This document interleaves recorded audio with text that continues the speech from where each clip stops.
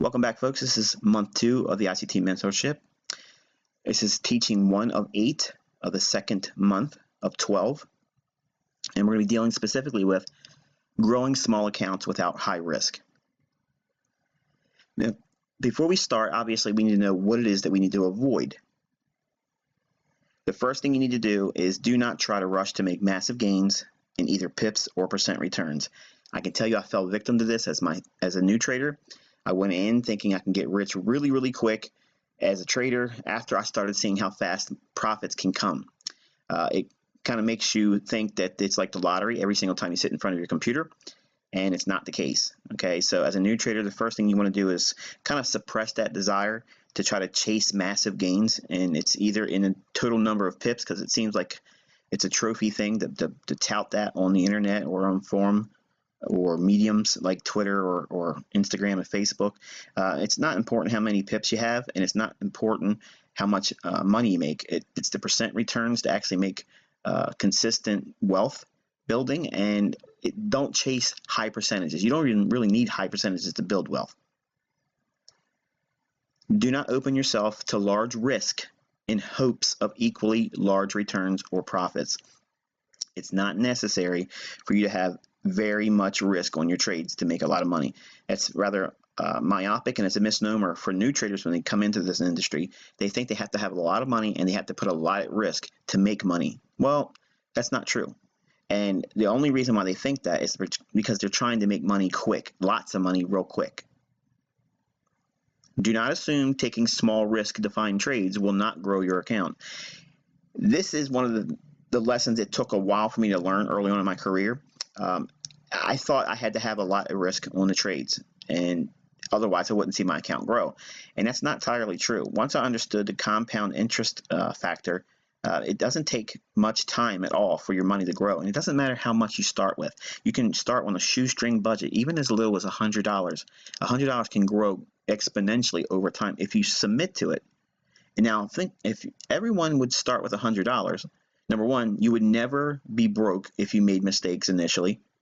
Secondly, who says that you can't add more money to it once you become more confident? See, that's the part everyone jumps ahead. They want to take everything they're willing to risk and lose, but not really lose it. And they put it in their account, and they put it all on 1 or 2 trades, and hopefully they get a lottery win. You don't need to do that. You don't need to do that at all. You can actually define your trades with very, very low risk in terms of total equity, and then watch it compound over time. That's how you grow an account. Do not sacrifice trading equity for poor planning or lack thereof. Like I just mentioned in point number 3, it's very important that you understand that there is not a necessity for large risk to build wealth. You need to have consistent parameters that will allow you good risk models for each trade with well-defined low-risk parameters. The setups need to have well-defined risk, 2% ideally if you're a new trader, but no more than 2% on an average. You don't need to have any more risk than that to build wealth. What do you need to aim for? What specific things should you be focusing on going forward if you have a small account, and how to start building it up? Well, you need to determine how realistically you can anticipate a favorable reward to risk model. What does it look like? We're going to talk a little bit about that in this specific teaching. You're going to have to learn to respect the risk side of the trade setups more over the reward. Too many times, and I did this too as a new trader, we don't think about losing money, because after all, we're always going to be right. The fact that we think about the profits solely, and we don't really concern ourselves or respect the fact that we could lose on every single trade. How many times have you started a trade as a new trader? Now, maybe you were nervous when you first got in it, but when you first put the trade on, greed puts you into that trade. Greed puts you into that position where you're trying to make money. But once that transaction starts and you're in the marketplace, that greed transfers into fear. I hope I make money. What if I don't make money? See, when we first put the trade on, we're not necessarily fearful unless we're fearful of missing the move. It's greed that puts you into the trade as a new trader. But you need to learn to respect the risk side before you take that trade and execute on it. Because if you don't focus on that side, that's the part that hurts you. Nobody gets broke by taking profits, but they all go broke by taking too much risk. Identify trade setups that permit 3 reward multiples to 1 risk or higher. It's very important, and we're going to talk about specific numbers and how it's actually measurable in terms of odds.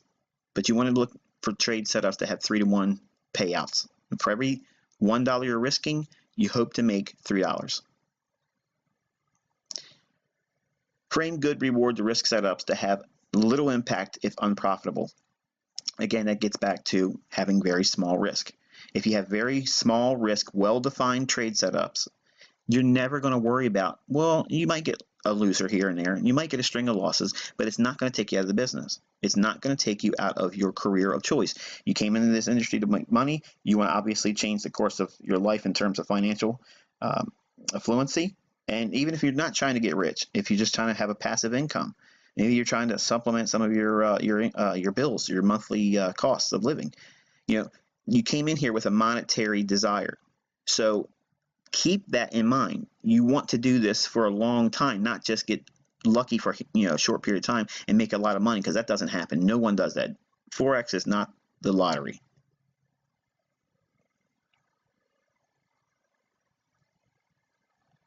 All right, the reality of reward to risk ratios. Okay, what will you need to see in performance for profitability? Now, everyone thinks they're going to never have a loss. When they first start out, everyone's Superman. They can't go wrong. Their system's going to be the best thing since sliced bread. Don't worry about it. You'll never have a loser, kid. No one starts in this industry with that as a hit the ground running. You never have any losing trades. You're going to encounter that. So when we talk about accuracy, accuracy is not even necessary in terms of high-end accuracy to make money. You don't even need high accuracy to build wealth, but you do need time. Time is the missing element, and that's the secret. That's the holy grail to allow compound interest to do its magic. So my question to you is this. Do you think that you're a 75% win rate trader? In other words, every trade you get in is 75% of those trades winners. If that's the case, your win at 75%, that is actually very high. And your ratio in terms of what you're hoping to make in terms of your risk, it's really low. You don't need to have very much in terms of risk to make $1. If you had 60%, you have you have less in terms of what you have to take on as risk to make $1. But when we get to 50-50, you got to start risking $1 for $1. Then at 40%, the ideal ratio would be you're trying to make $1.50 for every $1. To be profitable when you're only 33% accurate, ideally the minimum is you want to be looking for trades that pay you $2 for every $1 risked. At 25% accuracy, now folks, think about this. If 75% of the trades that you take are losing trades, the minimum ratio for profitability is you have to look for trades that pay out 3 to 1. Now, think about this for a moment. If we look at the low end objective in terms of accuracy, that means 25% accurate.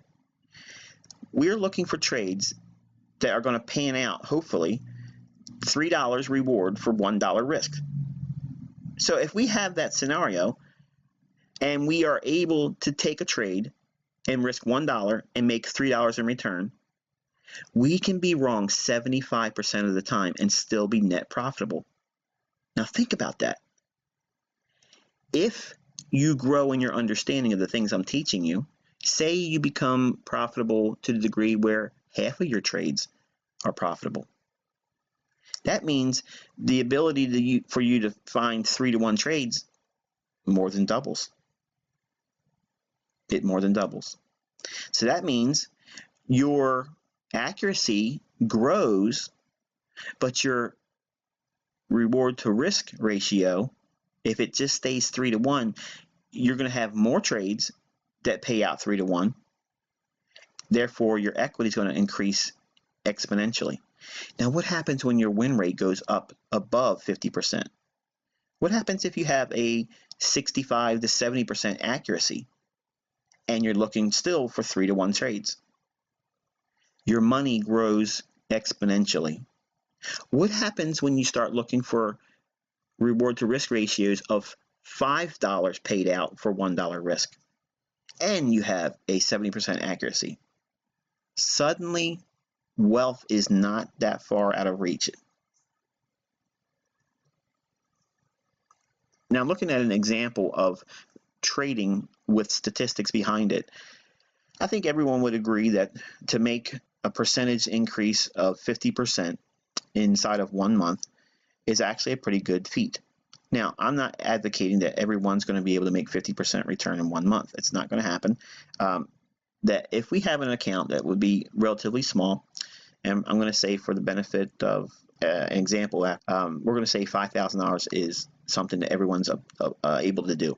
Once they understand how to trade, we're going to say that everyone is willing to put $5,000 into a trading account, and you'll determine when you're going to do that. I'll never tell you when that's going to happen. You make the decision on your own. But let's say, for instance, you put $5,000 in an account and you use some of the ideas that we teach here, and you're able to find big payouts, big reward to risk ratio trade setups. To make a 50% return on your account in 1 month, it doesn't take many trades to do that, but it does take highly selective setups. And you have to do certain things to make this paying out. And here's the thing. Once you get 1 or 2 of them in your month in terms of trades, you can now start lowering your risk to reward ratio trade setups. If you want to stay busy, you can still do very well by adding more percentage-wise on your account, but you don't need to go out there every single time looking for big payout trades. You can get bread and butter scenarios, whether it's 2-to-1, 3-to-1 scenarios, where it's easy to get these payouts. So if you started with $5,000 and you were able to find setups that do these things, and that's what I did in the MyFX book for this mentorship, I show over 50% return, and I didn't do many trades at all. It wasn't many trades at all that actually brought this type of return. The profit actually grows over $2,500, and that's not bad for an account that would start with $5,000, not a whole lot of trading in the first month. That is what is possible, but not a standard. Do not expect this as a normal every single month type thing. But think about this. If you could show a 50% return just for the year, how amazing would that be if you were able to take your money and compound it where you had a return of 50% per year? That blows away every money manager's goals out there. It certainly blows away any kind of stock return, IRA or anything like that. You would be outperforming every asset class that's available to you. And you think about what you're able to do. You can do that in a month. If you could do that in 1 month, looking for high payout, low risk, imagine what's available to you. This is the one that you want to pay the most attention to. And I said you have to respect this side of it, because the drawdown is what will hurt you. It'll hurt you psychologically, and it will hurt you monetarily. So as you can see, what our goal is to have little to no drawdown. Now, you're going to have drawdown. This account will have drawdown. You will see it. It's not my goal to show you massive drawdown so you can see how it comes back from it. The idea in this mentorship is to avoid large drawdown. And obviously in 1 month, taking 10 trades, I tell everybody my average goal for the week is 50 to 75 pips a week. And you can see here the average win is 51.80 pips. And with 10 trades, total haul of 518 pips for the month. And I think that's pretty consistent for what I'm able to do on a month-to-month basis. I don't try to do anything more than this. This is like my sweet spot for my performance, and I try not to do anything above this. Every time I try to do that, I get a King Kong feeling, and what happened with King Kong at the end of the movie? He fell off the Empire State Building and didn't live too much longer after that. So I learned that lesson as well in my trading.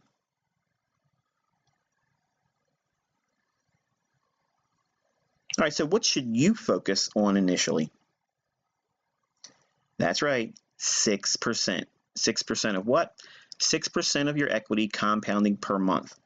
Now, it doesn't sound like much. It doesn't sound sexy. It doesn't give you the willies. Well, guess what? It only takes you 20 pips per week to do it. And it only requires 1.5% risk. And it only requires 1-to-1 ratio to do it. That means if you find a trade that pays out potentially 20 pips and you can frame the trade where you're only taking 20 pips risk, guess what? That's all that's necessary. And they happen every single day. Now, I'm not advocating looking for 1-to-1 ratio trades, but I'm going to show you by example how easy it is to get that. Once your accuracy increases and your understanding of price action, these setups are there every single trading day. Now, again, I preface it again, I am not trying to instill an action warrior hero where you go in there and you're trying to prove to the world that you can trade every single day and get your 20 pips, 40 pips, or whatever it is you're trying to do every single day. I don't think it's something that can be done consistently every single day. If you do, you're inviting losses. And there isn't a trading day that doesn't look good initially and goes sour quickly. You want to be trading in highly selective conditions. And when you do that, even with low reward to risk ratios, 1-to-1, you can still find 1.5% return payouts per week, one trade, that's all you need, and you're actually going to have a little bit more than 6%. But what does 6% do compounded every single month? It doubles your money every single year, and I don't care what your equity size is that you start with. Now, account with $1,000, your risk per trade is going to be 1.5% or $15. That's it. You're only risking 15 bucks. Now, if you lost $15 and you had a $1,000 account, are you going to go home and take it out on your family? No, most people wouldn't do that. And if you would, then you're probably not meant for trading. So what you'd be risking is 20 pips from your entry price. And your profit would be taken at 20 pips for a 1.5% return. But here's the thing. It's easy to say this in number form, but how do we find it? Where do these setups occur? Well, the 6% per month setups, they form specifically, and the easiest ones to find are looking at your daily chart, and they make it easy to do. What is it specifically you're looking for? Well, you're going to be looking for the things that I've talked about in the very first month of this mentorship. One specific is an order block, where there's a price point at which a move quickly moves away from a level. In this case, it's a movement up, we find that down candle right before the move goes higher. When price goes back down into that down candle, we have a really good probability, especially off of a daily chart, that you're going to get a 20 pip or more price swing. Now, magnified and zoomed in, we can see that that order block is noted with the two arrows drawing your attention to it. We're looking at the body of the candle, which is the opening on a down candle, up to the high of that candle, okay? And that's a fair value gap. Price, you can see, trades right back down into that level right here. As price hits that on that particular day, that's when you'd be looking for a trade. You'd be looking to go long there, okay? But not just simply as it hits that level. We're going to wait for something to give us confirmation. Obviously, the same thing occurs on a lower time frame. We look for the order block. We're just going to scale down because everything in price is fractal. So we're going to be highlighting specifically the 0.7512 level.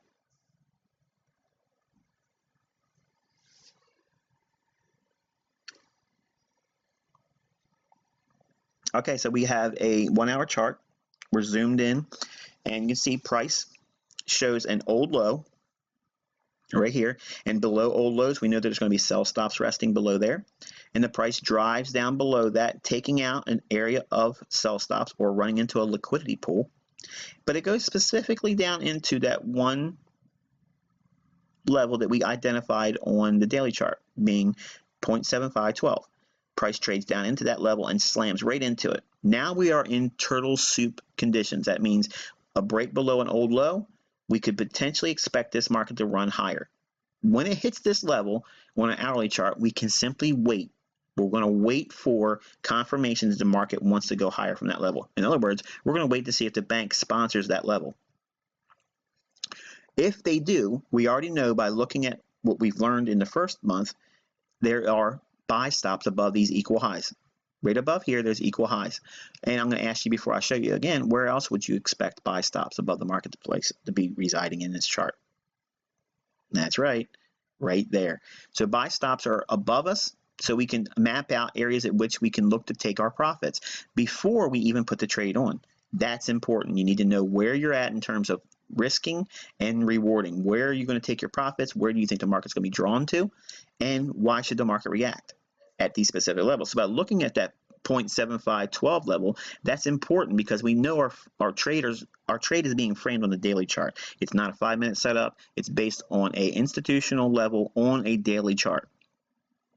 Now here we have the market trade up through the down candle right in here. That's the bullish order block. Price trades through it here. Once it happens, we identify the opening and the high on that candle. That's where the buy would occur. Okay, so in this area, if we use the opening on that candle, we're going to add our 5 pips spread to it, okay, and build that in. And you can see our order would be around 0.7542. That would be our limit order. So we would be long there. On this candle, it drops down into it. We would reasonably expect to see our entry to be filled at that price point. Now, obviously, if we're going to be long there, the parameters for trading with 6% setups, because our aim is to first get ourselves in sync with trying to double our money over the year, not this week, not this month. We're trying to double our money over the year. That's low-hanging fruit. That's easy for a new aspiring trader to grow into. It doesn't give you the pip drunk mentality. You're not trying to force $1 million into your account right away. It's gradually adding affluency. So you're going to define your risk by saying, okay, I want to take a stop at 20 pips. Okay, and guess what that does? It puts your stop below the middle of that down candle. So you have a good risk model here, and also it's framing it really well because we don't want to see price go down below the midpoint of that down candle again. It's already shown a willingness to drop below here and take the stop. So it wants to obviously want to go higher. If it's going to go higher, it won't come back down below the middle of that down candle or bullish order block. So our stop's at 75.22. Our entry is at 75.42. We have a 20 pip stop loss. And obviously, as soon as we get to this level here, we're already at 1-to-1. So at this point, we could be long here. Right here, we're already at, guess what, 1.5% profit. Now, once we get to 1.5% profit, does that mean we collapse the trade? We can. Absolutely, we can. That's a 1-to-1 gearing. And we would make our 1.5% return. And it's that quick, you're over. In a couple hours, you're done for the week. But what did we first start this trade with? We framed it with the buy stops up here and the buy stops up here. So when price goes to our first profit, we can start taking our risk and reducing it, taking some of it off. In fact, we could probably do this. We could take half the position off, and guess what we'll do? We'll make 0.75% return on the trade. Once it gets to this level here, right up here, that's first objective. So now we've already banked 0.75 or 0.75%. And we are allowing the price to expand up to another level. So now guess what? As soon as we get to this level here, we're back at 1.5%. We made another profit objective here at a multiple of 2. So now we're at 1.5% again, but we've already banked 0.75%. Now, mind you, the 1.5% is open profit. It's paper still, it hasn't been realized yet. But have we reached into the buy stops yet? No. We have not seen anything in terms of these buy stops over here being reached into or swept. Guess what happens? Multiple 3 comes in here. Now we've added another 20 pips of profit, and we cleared out the stops. We can take another portion of our position off. We can take a quarter of it off. We can take a half of it off. Whatever it is that you want to do. I'm not giving you any structure yet, but I want you to think about paying yourself right here. Okay? And you would have done well over what would be necessary to make 1.5% return. And you graduated your exits based on logical areas of where price should reach. At this point here, after your second multiple is reached, your stop needs to be at break even. So you'd be down here at your entry. So now you would have, right now, no way for that to take you out below your entry point, okay? And you've already banked a position in the position that you've scaled out some. And obviously multiple 4 is hit, gets real close to where our buy stops are. So we would reasonably expect this to do what? Maybe consolidate, maybe retrace a little bit, but still reach for another area of liquidity above these equal highs over here. And then ultimately we get a multiple of 5. It clears out the buy stops over here. And guess what? I'll leave you to study this in terms of how many opportunities you could have done in terms of scaling if you would have kept, took off half the position at multiple of 1. In other words, if you made 20 pips, if you've taken half of it off and you let the remaining half run all the way up to get these stops, how much money would that be? How much percentage would that be? What would that do for your account? What if you took off 1/4 of it here at 20% and let the remaining balance run? What if you took off 3/4 of it off here and left 1/4 of the position on to run? All of these things are for your study, and it's important that you do this because I want you to think about what is available to you. This is only one setup framed on a daily chart, and it was aiming for what? Buy stops we've already identified.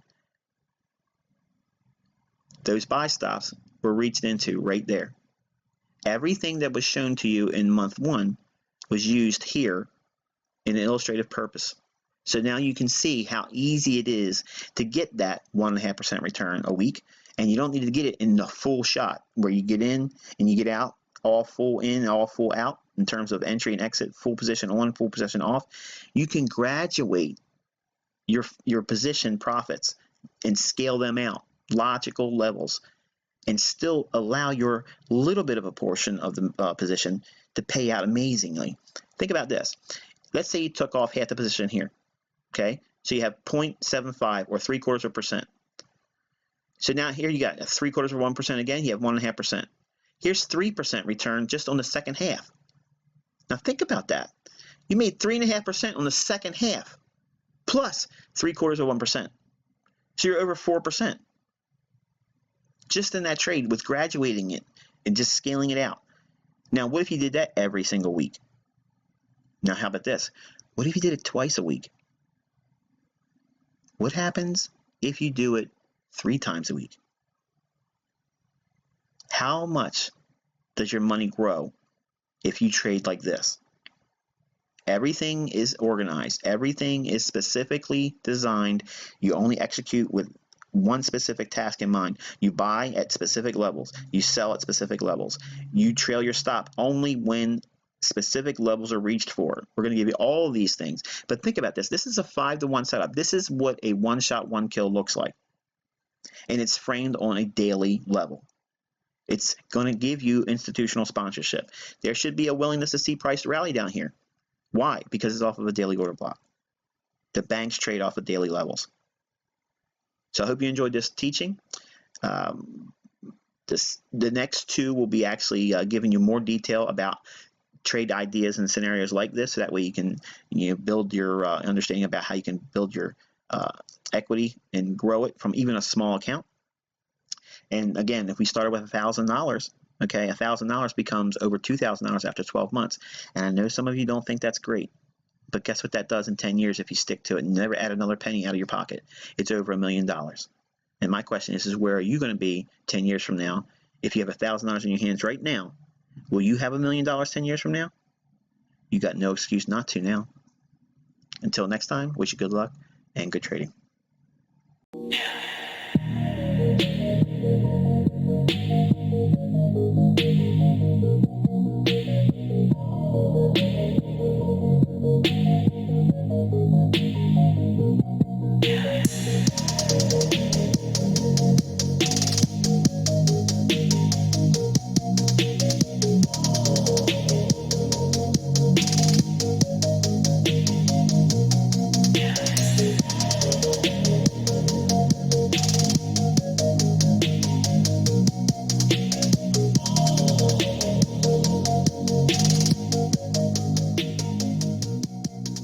Okay, folks, welcome back. This is Module 2 of Month 2 of the ICT Mentorship.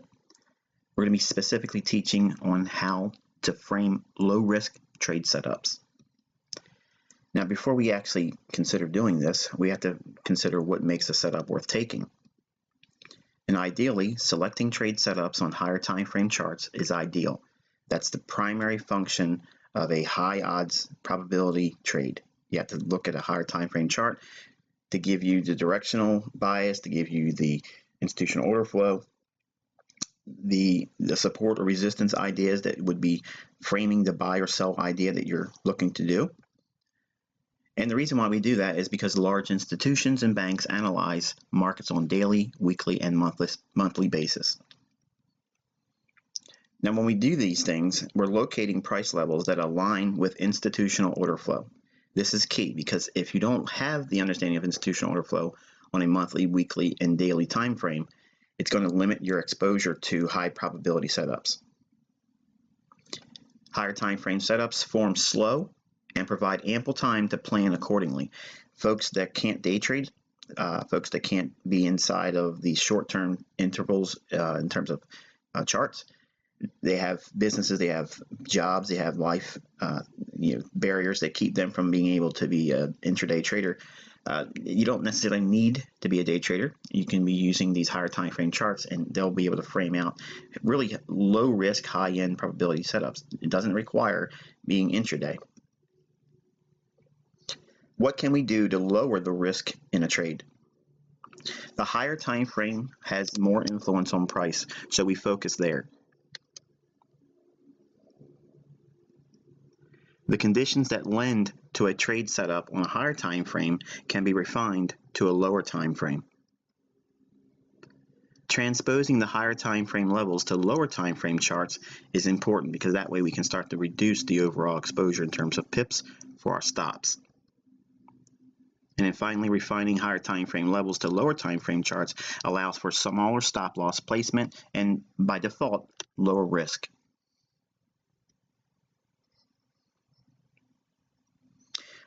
Okay, sticking to our model, we used the Aussie dollar daily chart the last time. We're going to look at this same setup and we're going to look at it in terms of refining it with lower risk.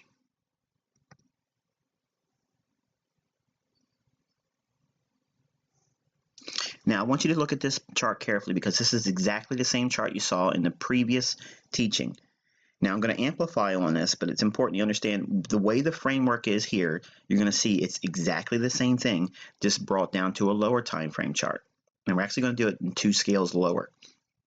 I want you to look at the fact that we have the higher time frame 75.12 level relative to the daily chart. That's what this line is here, delineating the daily bullish order block. Notice we have an old low here and price goes through that down into that higher time frame level. It's really important you see that because not only is it just because we're going below old lows not enough to expect a reversal. Okay, we're not looking for that just because that's the case. We're looking for a higher time frame premise. Why should we expect there to be buying down below an old low? Because this daily chart level 75.12 is an old bullish order block because banks have bought there before. So if we trade into that level again, okay, look at the framework here. We have a hourly chart with a low being violated down into a key support level relative to a daily time frame. We've noted obviously the buy stops above here, just like we did in the first teaching, and obviously the second area of buy stop. So we have upper level objectives framed on this trade. It's not a scalp. It's not a day trade. It's something that's going to give us a little bit more magnitude, okay, for objectives for hauling in pips. Now, obviously, we framed in the first teaching in this month's delivery of content, we looked at this down candle as the bullish order block, and we were looking at 75.42 as a long entry. And obviously, by doing that, we framed it with a 20 pip stop. This is where our stop loss would be, which would be below the mean threshold of this down candle, which is a bullish order block. So what if you want to get a smaller stop in relative terms to 20 pips? And here's a more important thing. What if you want to be buying lower and offering yourself a lot less in terms of risk exposure?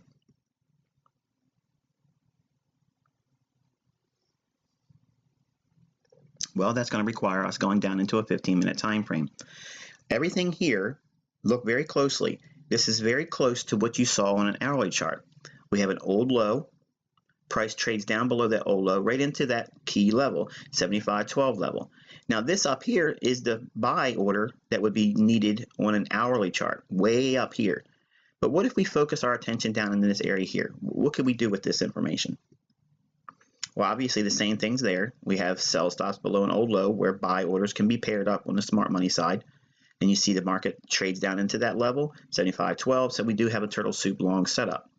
But we don't require the price to come all the way up here before we start buying. So how can we do this and reduce risk? Well, we can take the bullish order block here, the down candle, right off of that level. And why is this a bullish order block that's valuable and it's worth taking? Because this candle trades through it right here. And now we can focus on the midpoint of that candle up to its high. In that area, we could be a buyer. So we could be a buyer down here at 75.20, okay, and have a stop loss down here at 75.07. It should not go down to 75.07. If it's going to go higher, it should go up higher from where it's at now. By doing so, now we have a 17 pip stop loss, and look how much lower we are in relative terms to what we saw on the setup on the hourly chart. Way closer to the key level of 75.12, and we're using a 15-minute time frame to do it. So looking at it in terms of even further reducing the risk, we can take this small little area in here and refine that same sample size of data, okay, and we're going to take a closer look into it.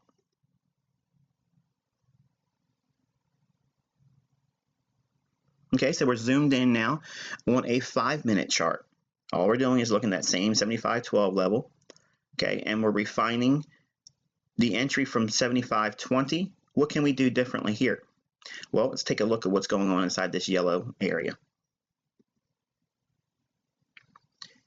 Okay, we have price with another down candle as it hits that bullish order block, 75.12 on the daily chart. This down candle gets violated right here. So now we can start looking at this down candle from its open or high down to the midpoint, and we can be a buyer there. Or we can just simply say, okay, well, that's basically the 75.12 level. We'll just add the spread to it in terms of buying. That puts us in around 75.15. Our stop loss can still be down here at 75.07. That's less than 10 pips. Less than 10 pips on a buy.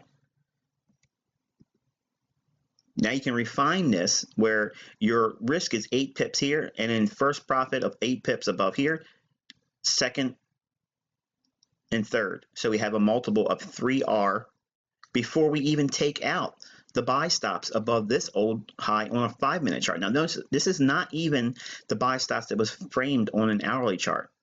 All we're doing is using the price action on the time frame we've executed on and looking at where price is going to be reaching for. So we have a multiple of 3R, or in other words, we've made 3 for every $1 we risked. So the price has already moved 24 pips up from our entry in here. And our stop is only 8 pips below where you would enter at this old low here. Notice also, by refining our risk like this, we're actually getting multiple of 3R reward for our $1 risk. As we hit the entry that would be assumed on an hourly chart at that 75.42 level, we're hitting that level here with lower risk, and we're getting a 3-to-1 reward ratio. Think about that. The risk to reward is $1 for $3 to be made, or in terms of reward to risk, we're looking at $3 made for every $1 risk. So it's amazing how you can take this and refine it down to smaller time frames. You don't have to have big, super wide stops, but it does require you to understand what you're doing and why you're doing it. You just can't get in there with these ultra short stop loss orders if you don't understand price action and why it should be responding on these levels.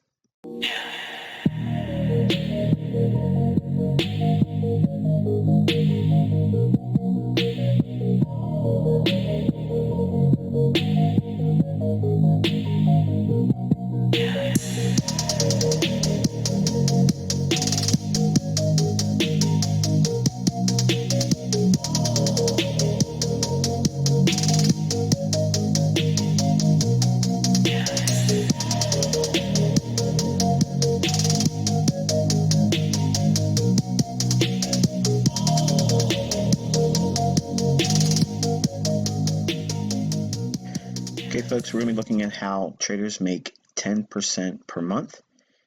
And we're going to stick with our theme here using our case study on the Aussie dollar.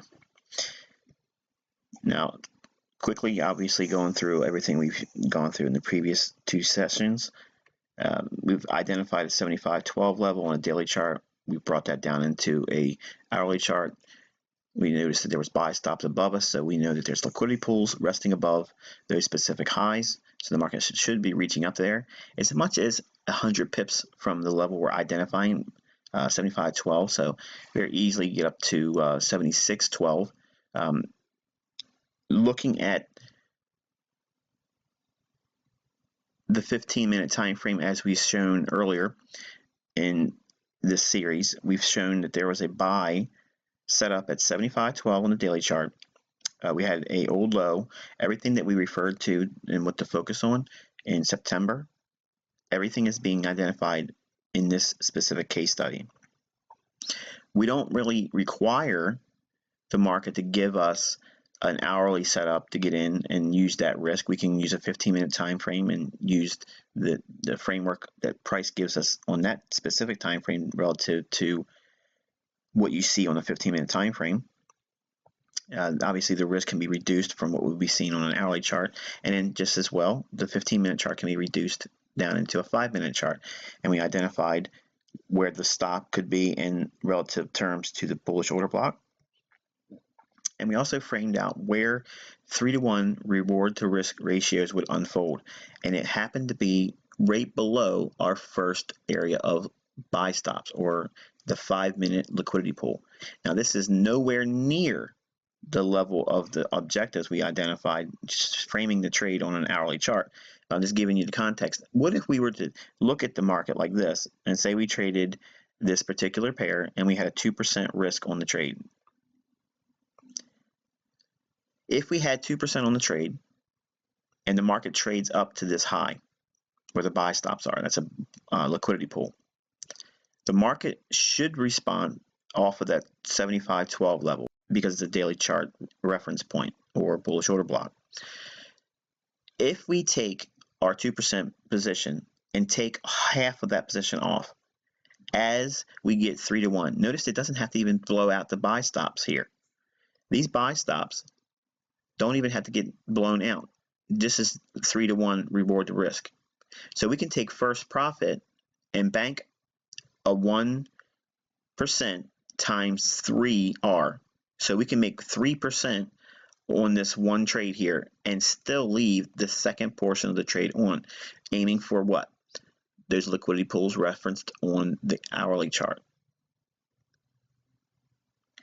Now, as price explodes and goes through those buy stops, obviously you can see going up to a 15-minute time frame, now we can go and look at higher liquidity pools, reaching into higher and higher grade liquidity pools until we get to that hourly chart. But for right now, just simply look at what's already happened. The framework we used for the 5-minute chart that we've outlined in the second session, that model on risk allows us to have 1, 2, 3, 4, 5, 6, 7, 8, 9 R. In other words, we made $9 for every $1 risk, just reaching into the 15-minute buy stop liquidity pool. The liquidity pools that we saw on the hourly chart, that's what's being identified for our objectives. But now here we have a crossroads. Can we take some of the position off here, or do we leave the second balance of the original position of 2%? We only have 1% remaining on. We could take a portion of that off, or we can leave it to go higher and reach for those higher objectives. The choice is going to be yours.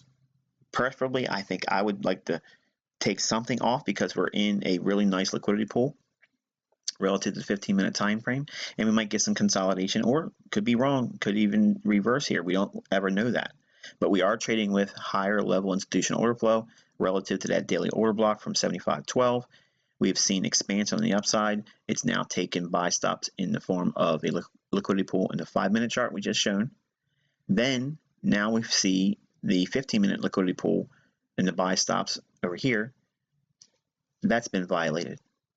So we've already seen 9-to-1 payout, which is astonishing by any measure. And then letting the price go a little bit further, once we clear this buy stop, the area over here would be reached into as well. And we'd have 15R as well.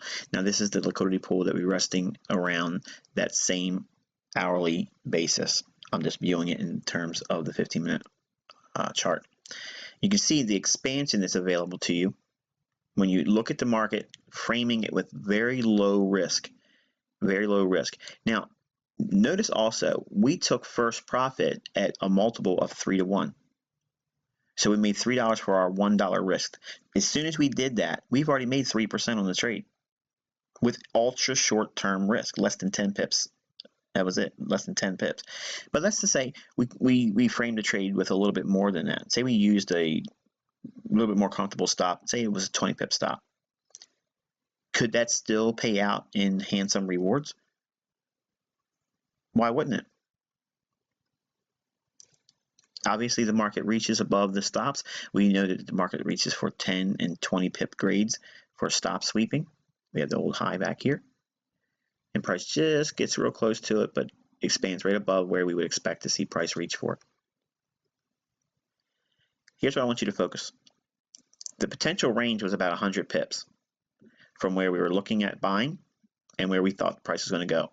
We don't need the absolute high and we don't need the absolute low. We're looking at the lion's portion of the move, about 100 pips. Let me ask you a question.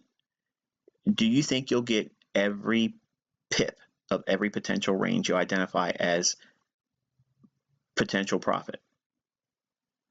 If you're insisting on it, you're going to be frustrated. But you don't need that. What happens if you just had half of the range? Would you be disappointed? If you say yes, you would be disappointed. My question is why would you be disappointed? Is that better than what you're doing now? As a new trader, it's probably going to be very easy for you to say, well, that would be better than I'm currently doing now.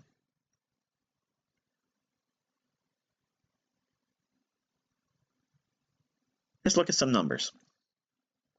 Assume for a moment we had a $1,000 trading account, and we set the trade up originally as we did with the 5-minute chart, less than 10 pips. We're going to say we rounded it to a 10 pip stop loss. And the market came up and allowed us to get our 3-to-1 multiple. In this trade, we would already have 3% paid to us. Now, we're going to assume that you've gone through the mentorship, you've learned how to do this, and you've gone to the point where you are comfortable trading with live funds. Or maybe you're still in the demo account.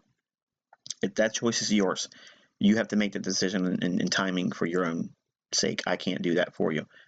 But say, for instance, you're looking at the trade and it's framed just like we're outlining it here. And it allows you to get a 2% position on.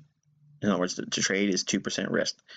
If you have the opportunity to get 3-to-1 paid out and you take that off your position, now you have 1% remaining. The first 1% taken off with a multiple of 3-to-1, you'd be taking profits at 30 pips. You've already banked 3%. Look what that does in a month. By itself, it's over 10%. So even if that's all you get is the first profit objective of 3-to-1. So if you frame your trades with really small risk, it's easy to get multiples of 3-to-1 or more for your reward. So your R levels are easy to get to when you start refining your risk. See, it's not having big risk that makes the money. It's having the small risk that makes the money. That's the real secret.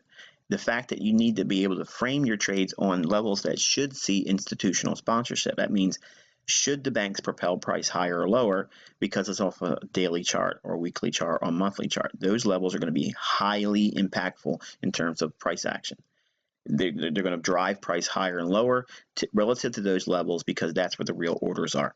It has nothing to do with your indicators. It has nothing to do with your supply and demand or your theory on price.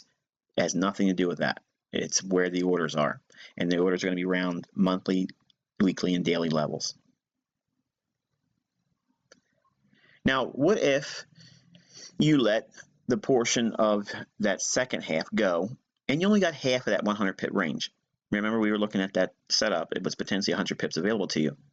But say you only let it go 50 pips and you just couldn't bear to hold on to it, and that's all you could do. Or you did something that got you stopped out early.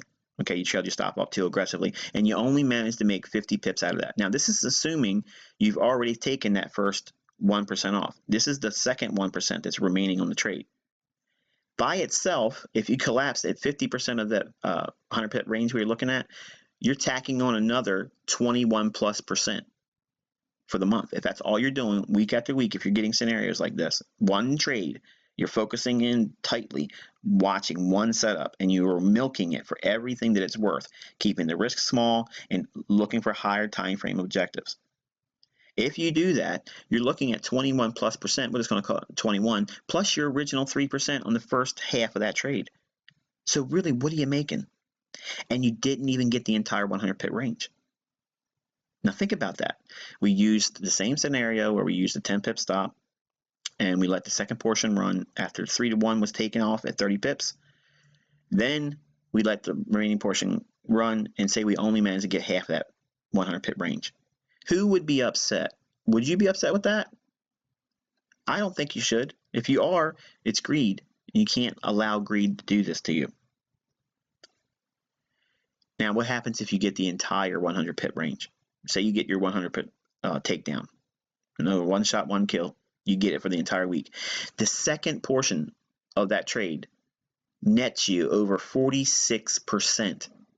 That's in 1 month, okay? If you let this continuously pan out and you do this every single week and you're looking for one shot, one kill scenarios and you get 100 pip objectives taken down on the second portion of your trade, remember, you're already taking partials off at 3-to-1. So you're taking 1% off. If every trade you take is 2%, once you know what you're doing, you scale off 1% at 3-to-1, and you wait for the second portion to reach for these higher time frame objectives. That's how you make a lot of money. You pay yourself initially, get paid, pay the trader. Take partials. Don't listen to people that don't make money. You have to pay yourself because you don't know if your trade's going to pan out. But once you get 3-to-1, you're already living in an environment that pays exceedingly well. Think about that. If that's all you managed to do is get first objective at 3-to-1, and it's all you ever did, nothing ever panned out beyond that, who would be complaining about that? Only folks that are demanding precision beyond your personal efficiency right now. You can't do it. You don't have that level of efficiency yet. You can grow into that over time, but you have to allow that time to take place. But if you get these one-shot, one kills where you're looking for a nice weekly trade of a 100 pip range, you don't need the 100 pip range to pay you out handsomely. But if you go in aiming for it, once in a while, you'll hit it. And we'll just play devil's advocate for a moment. And again, we're going to assume for a moment you did. You're able to take down 100 pips a week. It may require you to do another trade to pan out to get to that 100 pips. I'm not telling you to force yourself to get 100 pips every week, but it may require you to do a second trade or a third trade. Or you may take another trade and it reduces you down to just this. You can lose. You're going to have encountered barriers like everyone else does in trading. But if you're making your second portion of your trade pan out and you're reaching for higher time frame objectives, like we just framed with this trade, a low risk trade that's been framed on a higher time frame premise with the things that I taught you to focus on the month of September's content, the second portion of the trade will always make more than the first. Obviously, you're getting out early with a partial. But the partial is not a weakness. It's not an impediment to you making more money. When traders or educators or other folks say that you're taking off some of the trade before it gets to a profit objective that you've had in mind beforehand, that's coming from someone that does not make money consistently. And I'm telling you, because they're forcing themselves to hold on for their ultimate objective, and they're too black and white. In profit taking, you have to pay yourself when it's available. If you're binary, it's all or nothing, you're never going to be as good as you think you are. Believe me, I'm very proficient with price action, but I don't demand everything all off at my profit objective, my higher end profit objective. I've learned to pay myself because there's many times I've had really handsome profits sitting in a trade, but I did not allow myself to take something off, and I watched it come all the way back and turn into a loser, or come back and take me out with a modest stop loss and then run in my favor, which is very frustrating, and you've probably encountered that yourself. But let's say, for instance, you couldn't manage to do that trade with 10 pips, and you were just stuck to that 1 hour setup. No problem. No problem. There's no reason to be upset about that. If you allow that 20 pip setup to give you a 50 pip run, okay, think about this. If you take the first portion of that trade off and you only get 50 more pips beyond it, in other words, you've placed your trade on and you paid yourself a modest 30 pips, moved to the sidelines, and then you only managed to get another 50 pips. Well, you made over 10% right there on the second portion of the trade. Think about that. It's not about how many perfect exits and entries you get, because this is after your first profit.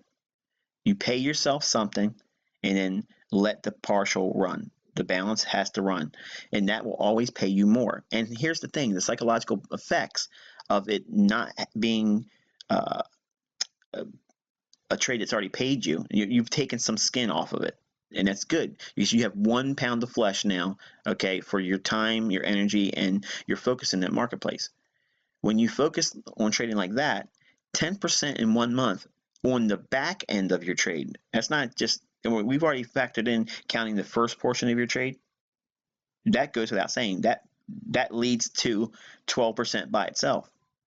But if you can't do these ultra short-term trades, you can still do trades like this, and that's still handsome.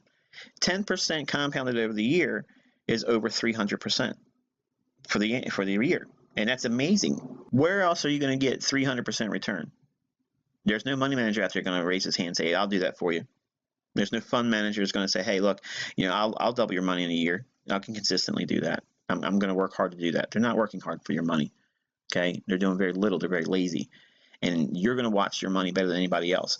So when you see things like this, it's real important you focus on that number. Is an astonishing number. You can do very, very well with tripling your money every single year. 10% a month compounded does that.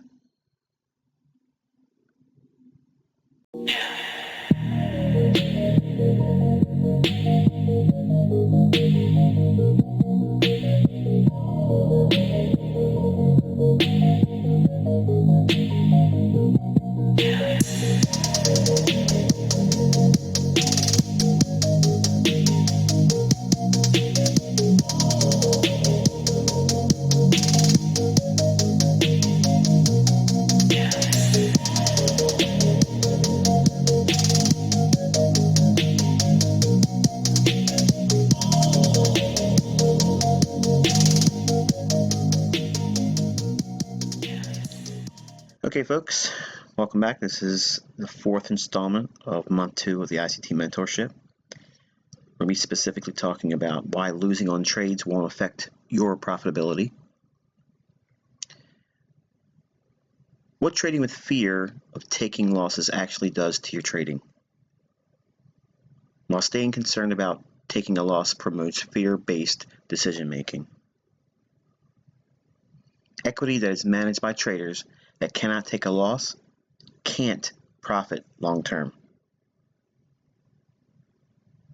Losing is inevitable. Fear-based decision making keeps focus on the adverse. Finally, fear-based decision making fosters trade paralysis, or inability to execute efficiently. Now, why profits are achievable despite taking reasonable losses. The professional equity manager understands that losses are costs of doing business. Using sound equity management and high probability setups yield handsome percent returns. Trading scenarios that encourage potential 3-to-1 reward ratios provide initial foundation. And finally, defining trade setups that frame 5-to-1 reward to risk or more efficiently cover losses.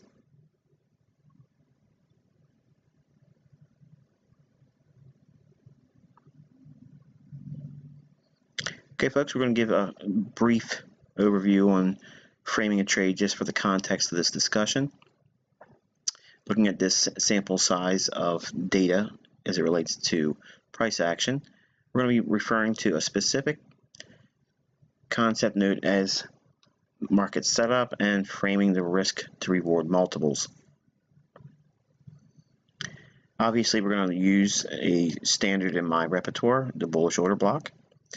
As we can see here, the market returns to a previous institutional area of buying, noted by the down candle prior to the previous rally higher.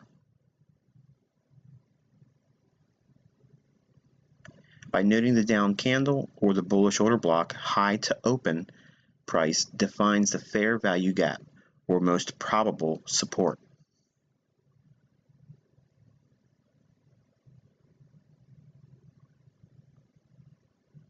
Now, specifically inside of that retracement into the order block, there's a mean threshold and a hypothetical long entry on the secondary bullish order block. What I'm going to refer to is this down candle here. The middle of that candle, we're going to be using that as a mean threshold. In other words, we don't want to see that violated on a closing basis. Now, using 20 pips as the trade stop loss easily frames reward multiples of 3 to 1 reward to risk and 5 to 1 reward to risk, or even higher. Noting an old high, 20 pips above it gives us a nice objective above where price would be retrading to.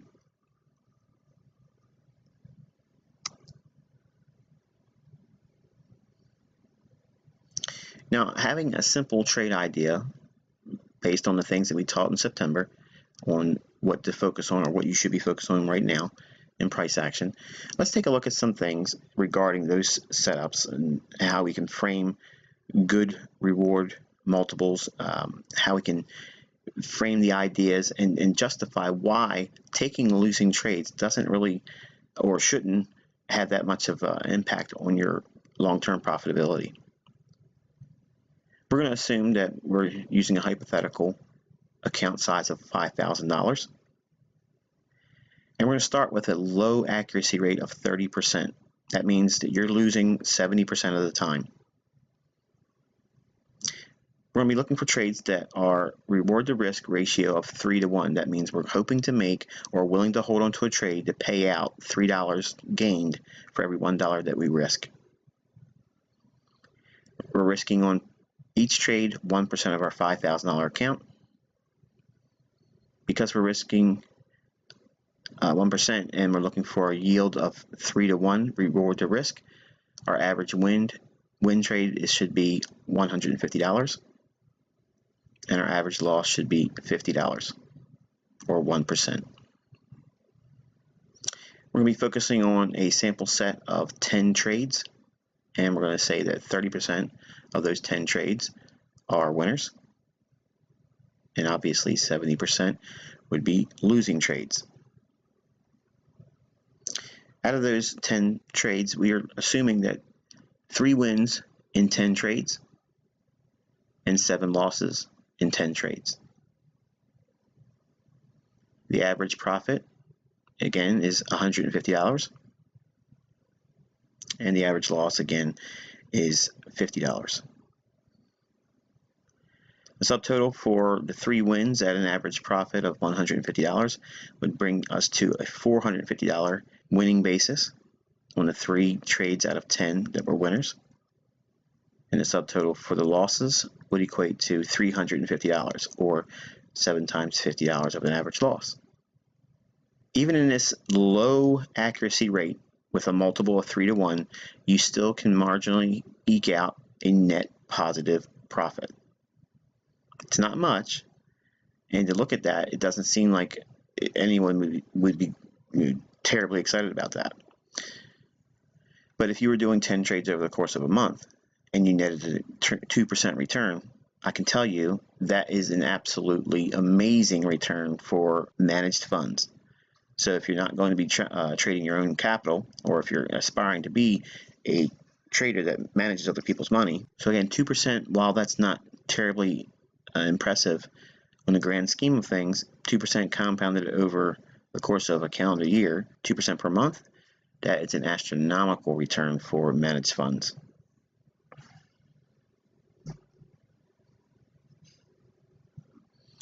Let's assume for a moment now we're going to start focusing on reward to risk multiples of 5 to 1. That means we're trying to make $5 for every $1 that we risk. And we're keeping the same sample set of looking at 10 trades, and we're still looking at the accuracy rate of 30%. The only thing that's changed now is we're framing trades that have a multiple of 5 to 1 reward to risk. Suddenly our 3 winning trades out of 10 sample set, the average profit becomes $250, or 3 wins at $250 average brings us a subtotal of $750. The 7 losses in the sample set of 10 trades, average loss is $50. That still leaves us at a subtotal of $350. $750 minus $350 gives us a net profit of $400, or a 8% return. Now again, if we're looking at 10 trades over the course of one calendar month, to see results like this with a very, very low accuracy rate of 30% still brings us an 8% return. That's a wonderful return for a monthly rate.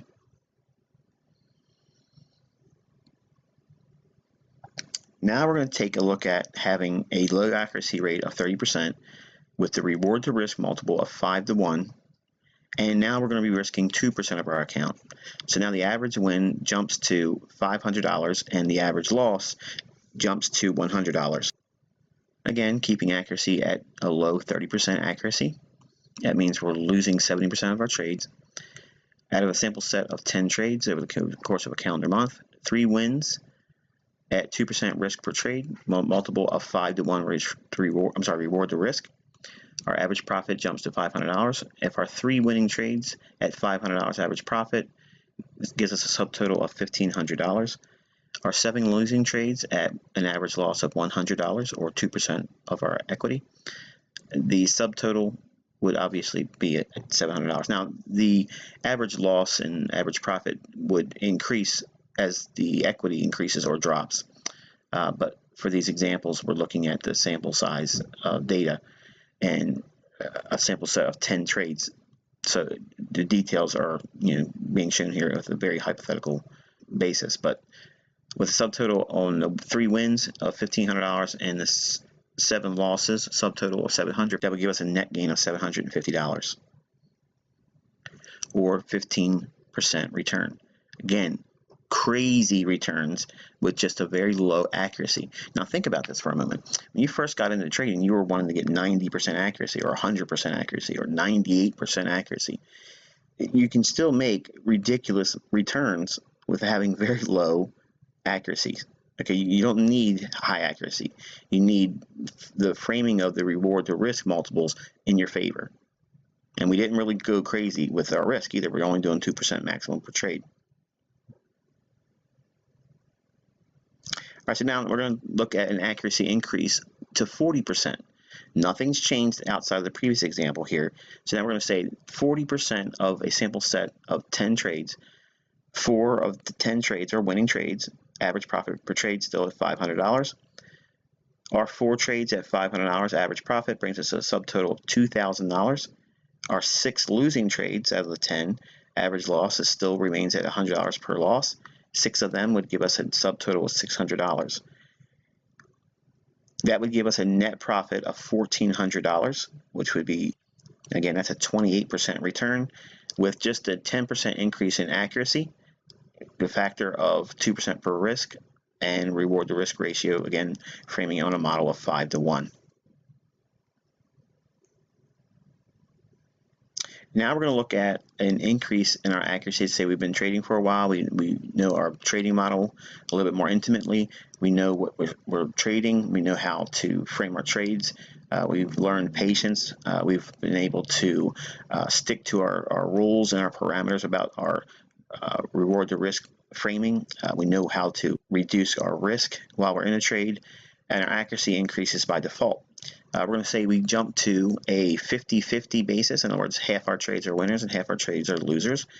On a sample set of 10 trades, The average win stays at $500. The average loss stays at $100. 5 wins at an average profit of $500 brings us to a subtotal of $2,500, while 5 losses of the 10 simple set trades, average loss is $100 or a subtotal of $500. So $2,500 minus $500 loss on 5 losing trades gives us a net profit of $2,000 or a 40% return on 10 trades. The factor of just increasing a 50-50 hit rate, we reward the risk 5-1 with a risk per trade 2%. The only thing we're doing is framing our trade around a little bit more success. In other words, our ability to read price action. Look how fast our multiples jump up. And we haven't increased the number of trades. We haven't increased the risk per trade either.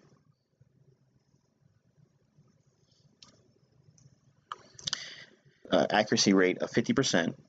Our reward to risk model stays at 5-1, but we're going to lower our risk per trade to 1%. That means the average win drops back down to $250 per win, and the average loss is down to $50 per win. Our hit rate, we're going to say, is 50-50 still. That means 5 winning trades out of 10. Average profit is $250, and 5 wins at $250 brings us a subtotal of $1,250. And then 5 losing trades out of the sample set of 10 trades, average loss being 1% of the $5,000 account, or $50 in this case. 5 losing trades with an average loss of $50 gives us a subtotal of $250. So $1,250 of the 5 wins minus the subtotal of $250 on the 5 losing trades gives us a net profit of $1,000. Now, I want you to take a look at this for a minute. Okay? Think about this for a minute. You only have to be right half the time. Or another way of saying it is you can afford to be wrong half the time. You're looking for trades that pan out 5-1, and you're risking 1% of your account. Now, think back to the moment when you first started learning about trading, and you felt that you had to put big risk on. We're not talking about 2%, which is the industry standard here. We're talking about 1%. 1% makes millionaires.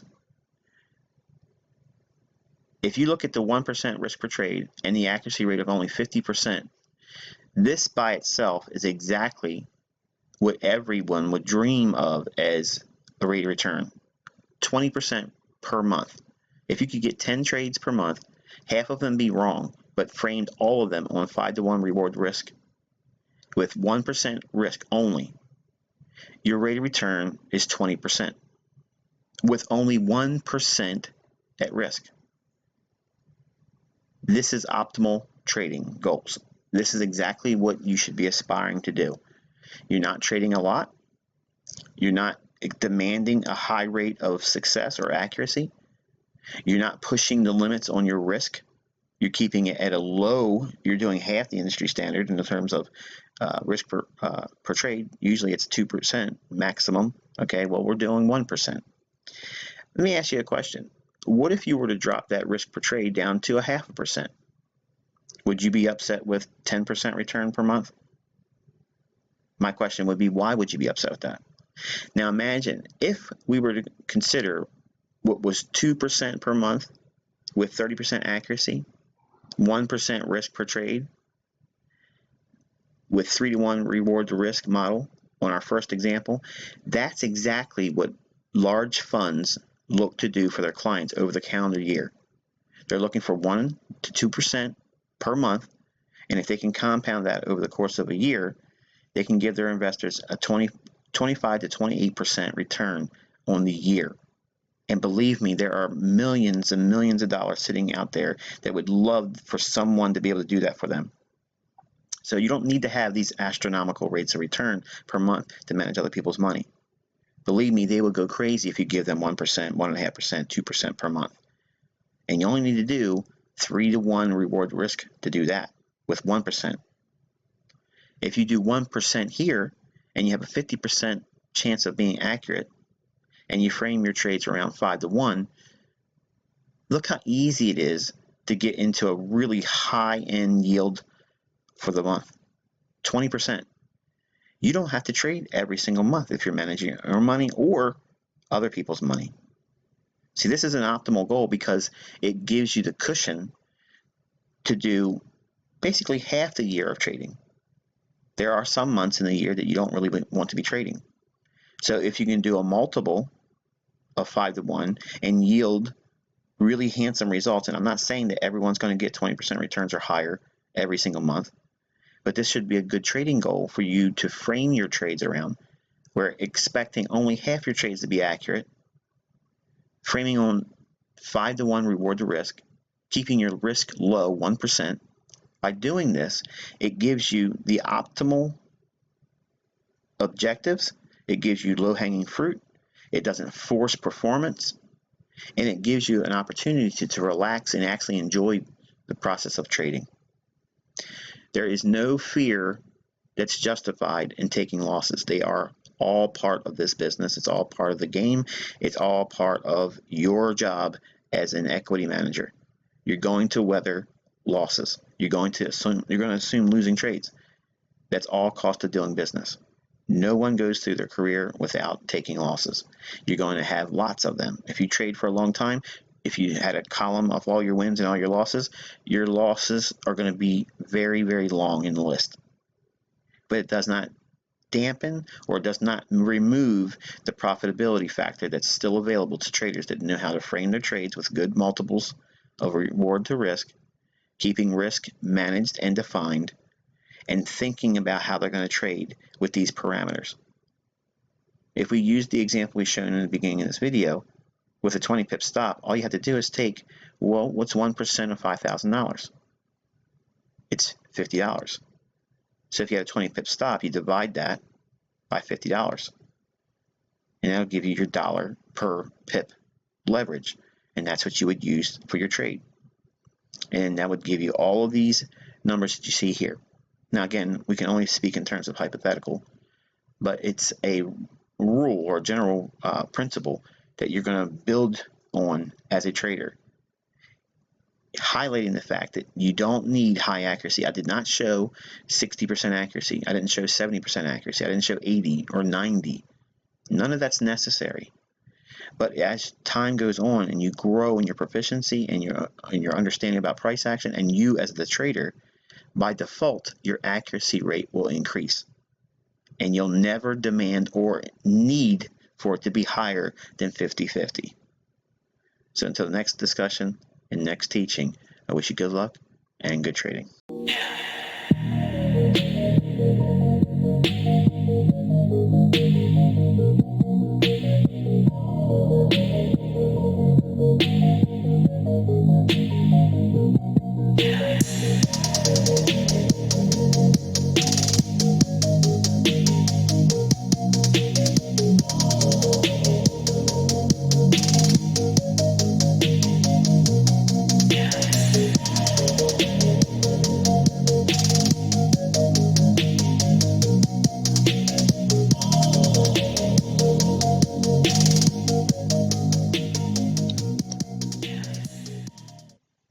Okay, folks, welcome back. This is teaching number 5 in the second month of the ICT mentorship. We're going to be talking specifically about how to mitigate losing trades effectively. We're going to look back at the same sample size of price action, and we're going to go through it a little bit differently. And we're going to assume that we were studying this particular asset class or market, if you will. And we go through our standard markup of market setup and framing the risk and reward multiples. And we noted the bullish order block, and we identified where the market should come back down into it.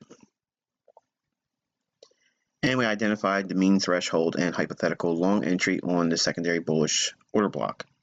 Now, assuming for a moment that we saw this down candle here, okay, it's all supporting the idea of we should see some buying or recapitalization of this down candle. We see that happening here.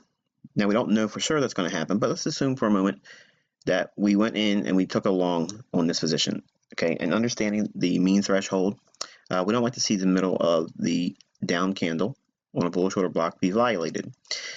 Because some of you are all new and there are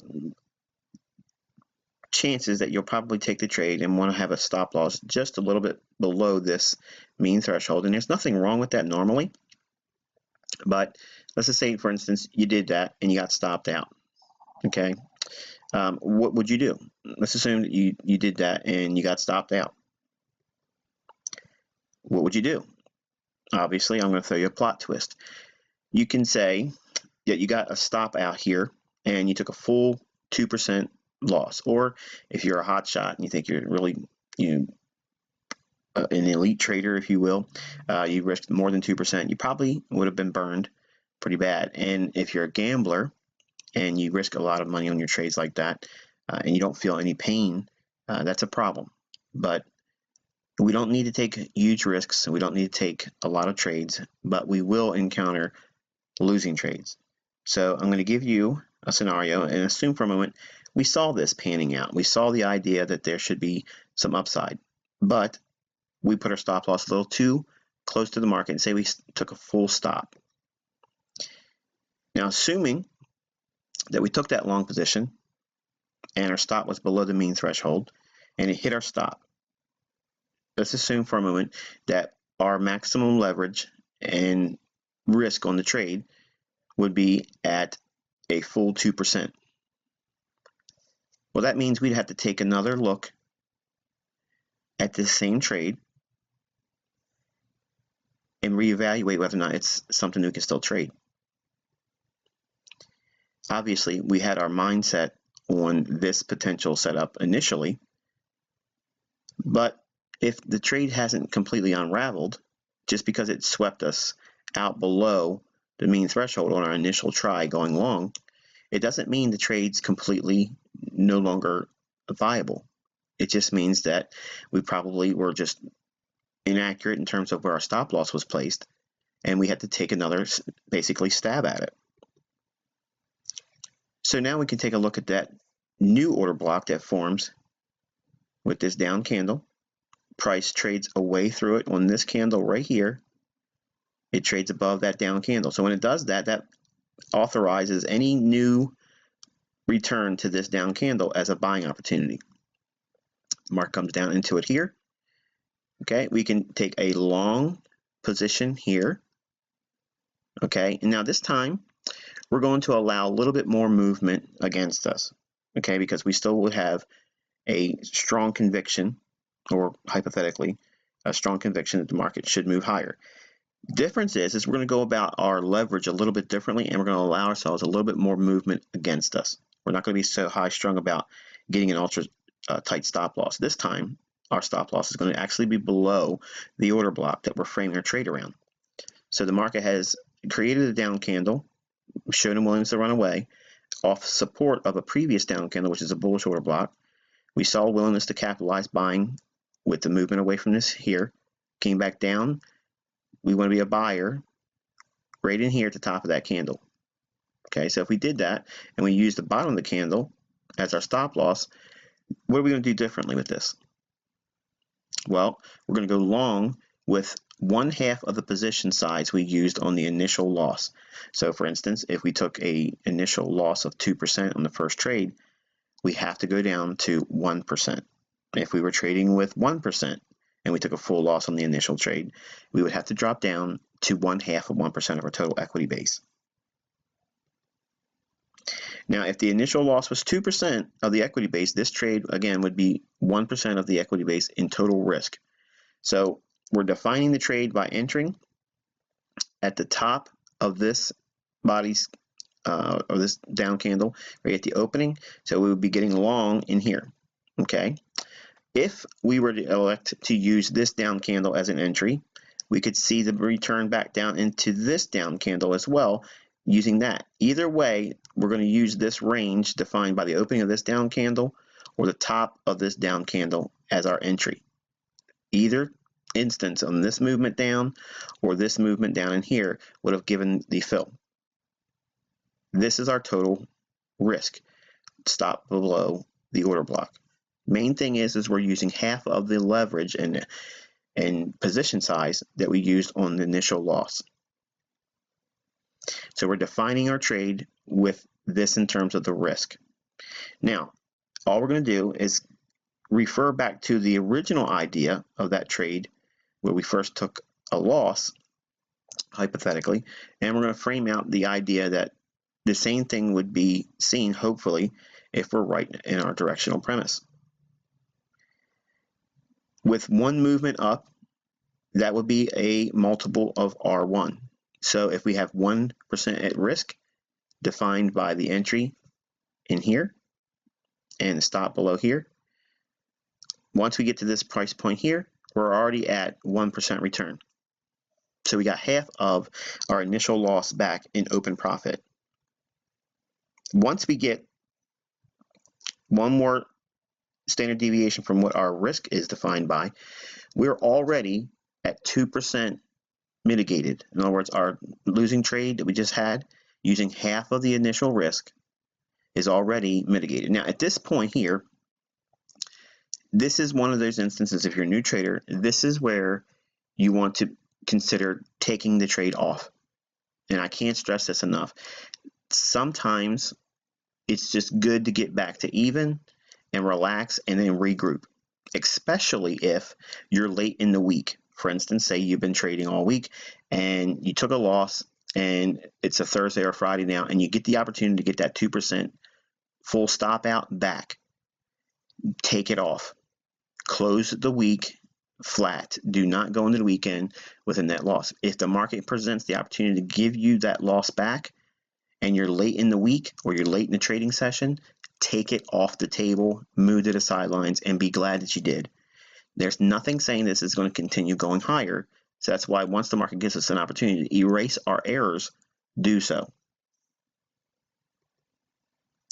Notice that at mitigating 2% of the initial trade's loss, or the initial trade's total loss of 2% of our equity base, we don't even require the market trading above the old highs in here where the buy stops will be residing. So notice that we're already able to mitigate the initial loss of a total 2% hit on our equity, and it hasn't even really fully moved to our objectives. Obviously, with a multiple of 3R, we are now in new territory. So now we've made a new net gain. If you're going to allow the position and not listen to what I just suggested, this is where you want to trail the stop loss up to where you can no longer lose back below open profit of the 2% loss. Once it's been mitigated, you're going to lock that in. So your trailing stop loss will be placed right there, and you would not permit the market to come back against you. And if it stops you out, it stops you out. Bottom line is you're not willing to go back down below. If it gives an opportunity to recoup the drawdown, take it or lock it in so it cannot take you back down below your equity reference point before the drawdown ensued. Once we get a multiple of R3, okay, in my opinion, that's about where you want to take your profits and square it off. So either you take it off once you mitigate your loss entirely when you get R2, okay, because that's going to basically pay you back whatever your loss was percentage-wise. Even if you cut that trade leverage in half, regardless of what it is, you only need a multiple of R2 to get that trade paid back to you. Okay, and how many times have we talked about opportunities, how there's so many opportunities of the frame 3-to-1 or 5-to-1 or even more throughout the week. You don't need very much to get that losing trade back, and that's why it's something that's not requiring you to spend a lot of time fearful of or obsessing about when you take a loss. They're easy to get back. You just got to allow your mindset to stay focused. Once the market provides you R2, or the mitigation of your initial loss, you want to lock that in and then give the market room. If you're going to not take the 2% back off, or whatever that initial loss was, if you don't take it off and repay your drawdown and bring you back to the equity high rather, prior to the drawdown you ensued, you want to at least lock that in. Initially, as you're a developing trader, you want to just take it off the table and just be thankful that you got it back. As you grow into the next stage of the development, you want to just start locking in your stop loss after you get your loss mitigated, and then see if it has any more room to go. But initially, you want to not do that. You want to train yourself to say, okay, I fixed my error. I've corrected the drawdown. I'm going to move to the sidelines and start fresh. Okay. The next stage would be to lock that in and don't allow your drawdown to return, and see if the market has room to run again. In this case, if you allow the market to run and you mitigated your 2% loss after seeing an R2 multiple with a 1% risk, now you have 1% gain. So now you have a new equity high, all in the same trade. All of this has been done in the scope of just looking at one setup that you may have messed it up. You may have got in and you got too aggressive about where your stop loss should be. Or sometimes you're just a little early and it's going to run and go to a level that would make perfect sense after you see it do it. But because some of us are very emotional and very rushed to get in and make a decision, there's no reason to fear going back in and taking another look at that trade. How many times have you incurred a loss and you knew that there was still probability or possibly seeing that trade pan out in the direction you thought it was going to go initially, but you were too afraid to go back in and lose money? If you drop down your amount of leverage and your total risk, cut it in half. Okay, let's play devil's advocate just for a moment. Say we bought this one here. Okay, we bought this one here, and then we used the mean threshold as a stop, and it stopped us out here. And then we used this down candle when price ran back down into it. Okay, we went long, and say for instance, we did the same thing. We were using this middle of this candle here, and we want to have ultra short-term stop loss, and it came down against us and squeezed us out. Or maybe it scared us, okay, and the market runs again. When it comes back down into this order block here, that would be another opportunity. So if you started with what? If you started with 2% here on this trade here, and you got knocked out and you had a full stop, the likelihood of you having that probably next to impossible, but we're going to say you took a full stop at 2% here on this on stop. Say you took a 1% full hit here on this, being aggressive, trying to place your stop way too short at the mean threshold, okay, and you get stopped out again. You would have to go down to 1/2% right here, okay? So again, with that same mindset, if we were using an entry on this basis, and the stop would have to go be below this low now, look at the range between this candle's opening right here and this low. Think about that in terms of the range. That would be your risk, okay? Watch what happens. There's 1/2%, 1%, 1.5%, 2%. You still would have made back your 2% just on that run here. So your initial large hit of 2%, even with 1/2%, would have been mitigated. So then you would only be down what? 1%. And you can actually let the market run or take another setup. It doesn't have to come back in all one trade. In other words, one trade doesn't have to erase all of your losses. But don't think that you can't make the money back or mitigate the losses, okay, without increasing more risk. You can actually do it by reducing risk. And I taught this principle years ago online, and folks that saw it, they were like, this is stupid. Why would I want to cut my risk or my leverage down after a losing trade? Well, it's because equity preservation is the #1 rule in this game. And we don't know with any absolution that our trade's going to be profitable. So why would any trader think like a moron and not dial back their leverage? If they take a losing trade, that means you're doing something wrong. The likelihood of you going in and making a winning trade on the next trade as a new trader, highly unlikely, because you're going to be in a rush to get back to square one. You want to get that loss back right away. Emotionally, psychologically, that's what you're thinking. But it's not necessary to get it back on the next trade. But in this example, it's very important that we can see that getting to that R3, you can get back your full 2% if that was the case.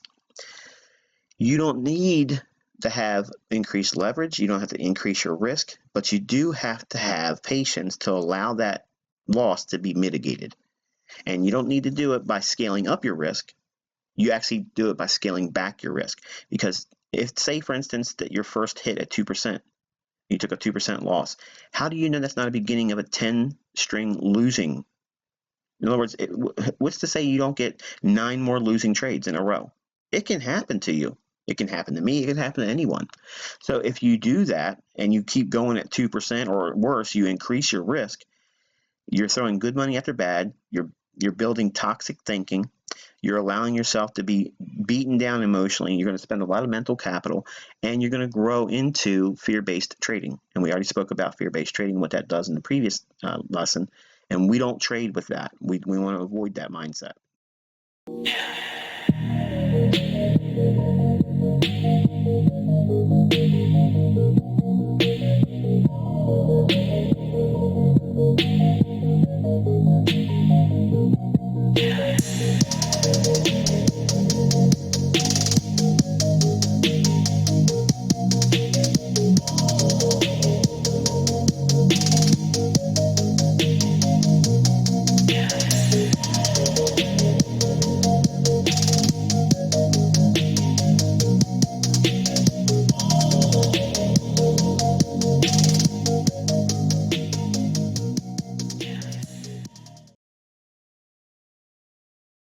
Okay, folks, welcome to the 6th teaching of month 2 of the ICT mentorship. We're going to be specifically dealing with the secrets to high reward trading setups.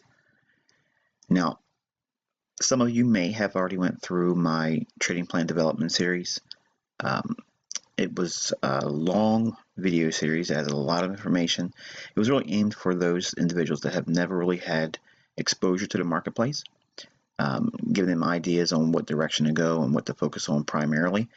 And while it is a great deal of information for a neophyte, it is necessary to go through those things because it has to give you, well, not it doesn't have to, but when you're first starting out, it's important that you have a mentor or you have a framework or a foundation to build upon to give your trading career a direction. One of the most reoccurring themes in my role as a mentor is, where do I begin? What should I do first? Where should I be focusing my attention at now? What should I be studying? Okay. And while the trading plan development series is still good, it's still valuable in my opinion, not because I made it, but because it's useful. Some of you, a majority of you actually, are actually really exposed to my content and my material as it relates to trading, specifically to foreign exchange. But I think that if one were to look at what I actually do on a day-by-day basis, what is the procedure, what are the things that I do to elect a specific stance on the marketplace, what makes me bullish, what makes me bearish, why do I focus on one currency pair over another. All those things are decisions and processes. And while we will have specifics in relationship to how I arrive at individual specific views or decision points as relates to how everything fits together in my decision process, it's important that we start with kind of like a micro version of the trading plan development series in this teaching. That's what this is. While it's not going to be comprehensive as the trading plan development series was, this one's going to be a little bit more specific. It's going to be more salient to the things that I do as a specific Forex trader. I don't look at all those things that the trading plan development series video course spoke about. They do occasionally come up in my thought processes, but they're not all required to come to a trade decision. Okay, so we're going to go through a lot of the things that I believe that if you've been exposed to at least all my free tutorials, we're going to be able to get down to a little bit more process and decision-based parameters in this teaching.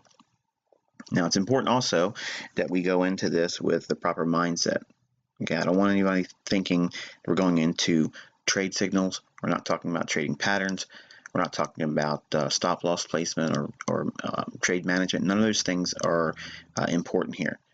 This is the last primer for us before we start going into the specifics of breaking down individual decisions, each process, which as a collective whole, as we'll discuss in this teaching, you'll see that that's how the ICT mindset is. What we do on a day-by-day basis, what frames our opinion about certain things, and when do we change those opinions, and when do we move to the sideline. All those things come by way of process thinking. Okay, and it's important that you understand that while entry signals and stop placement and patterns and order blocks and order flow and all the ICT jargon and the things that get really exciting, there's got to be a little bit of dry information presented to you, and it's important. So I don't want you to look at this video and go through it and walk away with, well, this isn't really teaching me anything. It really is teaching you. It's going to teach you how, number one, to think in terms of foundations, because we have to understand where we're building on to elect a decision relative to whether we're going to be a buyer or seller, or where we're going to stay in on the sidelines. Okay, because that's the real secret to trading, understanding what makes the process arrive at a decision. Okay, what is the process? What are the components that help you arrive at whether you should be a trader, buying or selling or staying on the sidelines, and what asset class should you be trading, and what specific pair if you're going to be dealing with foreign exchange, as we are in this teaching. All those things will be a little bit more clear, a lot more clear, I should say, by having the thought processes that I'm going to introduce here. Now, obviously, there has to be a specific order. Okay, there's got to be an hierarchy to what it is that we do as a trader, what makes our decisions, incremental. What do we do first? What do we focus on first? And obviously, I've been a strong supporter of the notion that every trader needs to have patience, obviously. And after patience, then we have to understand, obviously, what defines trade environments. Are the environments conducive for trading right now? That's a topic that obviously goes largely untaught by majority of everyone that's teaching and has courses or whatever they do in terms of teaching the populace. And I do a lot of work with that in this mentorship, and it's going to be a lot more spread across the entire mentorship. So I don't really have one specific teaching that talks about when you shouldn't trade. There's going to be a lot of things that you'll come by experience and learning that define those environments. Okay.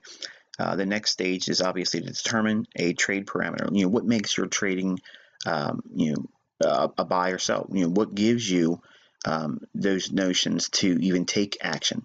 Obviously, it's not simply, well, it's been going up for the last 60 minutes, so I'm going to buy, or it's going to be going lower because of an interest rate announcement. I believe that's going to happen, so therefore I'm going to, trade on that. It has to be very defined. Okay, it has to be specific. It has to be binary. You do this or you don't do this. Okay, do X or do Y. Okay, it has to be a very black or white decision process. If you don't have your trading plan or your perspective or process, in determining whether you want to be a trader buying or selling right now or staying on the sidelines, it will create a huge vacuum where lots of emotional, psychological, and impulsive trading will creep in. And if you don't have these binary thought processes and where you're specifically dealing with in terms of decision making, you won't have any structure. And without structure, without having a refined, clear trading model, what defines your trading, what makes your trading model uniquely yours, you're going to struggle. And it doesn't matter who teaches you, it doesn't matter what principle or discipline you trade with, it's going to be an impossible endeavor if you do not become highly organized. So you have to, after a long period of time spending in front of charts and work with individuals and myself as a trader, because I'm always a student, I'm always learning something about myself as a trader, not so much about the market anymore. And I don't mean to sound arrogant, but most of my learning comes by way of my individual experience as a trader, and you'll learn that actually helps you refine your trade parameters. And next, obviously, you need to know what makes your executable criteria what it is, what makes you be the buyer or the seller, and having those parameters defined. It's not just simply I'm bullish right now. Okay, well, if you're bullish, what would you do to be a buyer, and what would make that buying scenario negated? What would change the tone in the marketplace for you to either move to the sidelines, or if you have a stop loss hit, do you still consider that being a buying condition? These things have to be specific. They have to be highly refined. It's got to be like a flowchart format. You have to go from one step to the next. And if it's not like that, again, you're going to be very emotional. You're going to be very psychologically influenced by the things that you see in the price action, and worse, by online media, forums, Twitter, Facebook, people talking to you, and you're at work, and your friends that you know that are traders. All those things are going to be influential to you, and it's going to be detrimental to your performance as a trader. So we don't care what anybody else's opinion is. We don't care about what their opinion of our trading model is. In fact, we're not really trying to share our trading model with anybody. It's a unique trading plan and trading model for you. Okay, and you're going to define that, refine it to yourself. And that's going to be your graduation, when you know exactly what's going to be framing your trading model. And you'll have a lot of help along the way through the remaining months of this mentorship, but they have to be defined by you. I can't force you to be a day trader. I can't force you to be a short-term trader. I can't force you to be a swing trader. You'll know which one that is for you by the end of this mentorship. And then more importantly, you have to understand why the trade should pan out. Understand what makes the trade viable. Okay, it's not just simply I see a trading pattern here, or I believe I'm bullish, or I believe I'm bearish from the marketplace. There has to be a real understanding of why that scenario should take place. And largely this is going to come by experience.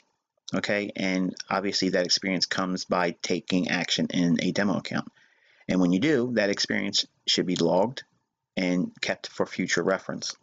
That's the only way you're really going to learn. Obviously, if you just go into a demo account and you click on buy and sell, and you're just waiting to see the outcome, and you want to attribute the winning trades as you're a good trader, and the losing trades, well, that really didn't happen, so therefore it doesn't make a difference to me. That doesn't help you as a developing trader. So the real secrets to finding high reward trade setups is that number one, you have to know what it is specifically you're looking for and where to find that information. So before we get into all those things, I want you to understand that it's crucial to understand that efficiency in trading comes by way of process-oriented thinking. And it doesn't come by way of reactionary or impulsive thinking, which also leads to rushing ahead and trade signals prematurely. I could tell you, if we were all going to sit over top my email box and look at some of the things that I got and by way of feedback, it's the reoccurring thing is I want to see trades, I want to see entries, I want to see get me in and get me out, that type of perspective.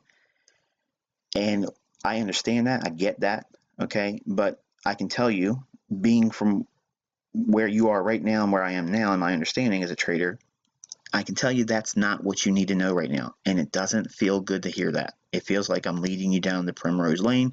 It feels like I'm just deferring something that you think you need to have right now, and that's not true. What it is you have to develop a process-oriented thinking, and that means I can show you order blocks. I can show you breakers. I can show you institutional order flow returning back to a mitigation block. Okay, I can show you examples of that. But until you understand the process behind why these things should be doing what they're going to do, it's going to be really of no help to you. It's going to feel like I'm demonstrating toys. It's going to feel like I'm showing you, well, this is what I can do.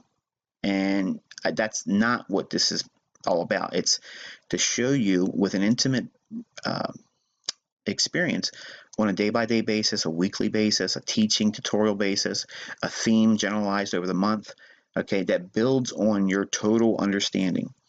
The folks that are struggling right now are the folks that are really trying to be reactionary, or they're impulsively thinking about what they want to do right now. And that's the hardest thing for traders to do when they first get involved with learning. They have this insatiable desire. They have to be trading right now. They want to get in. They want to take signals.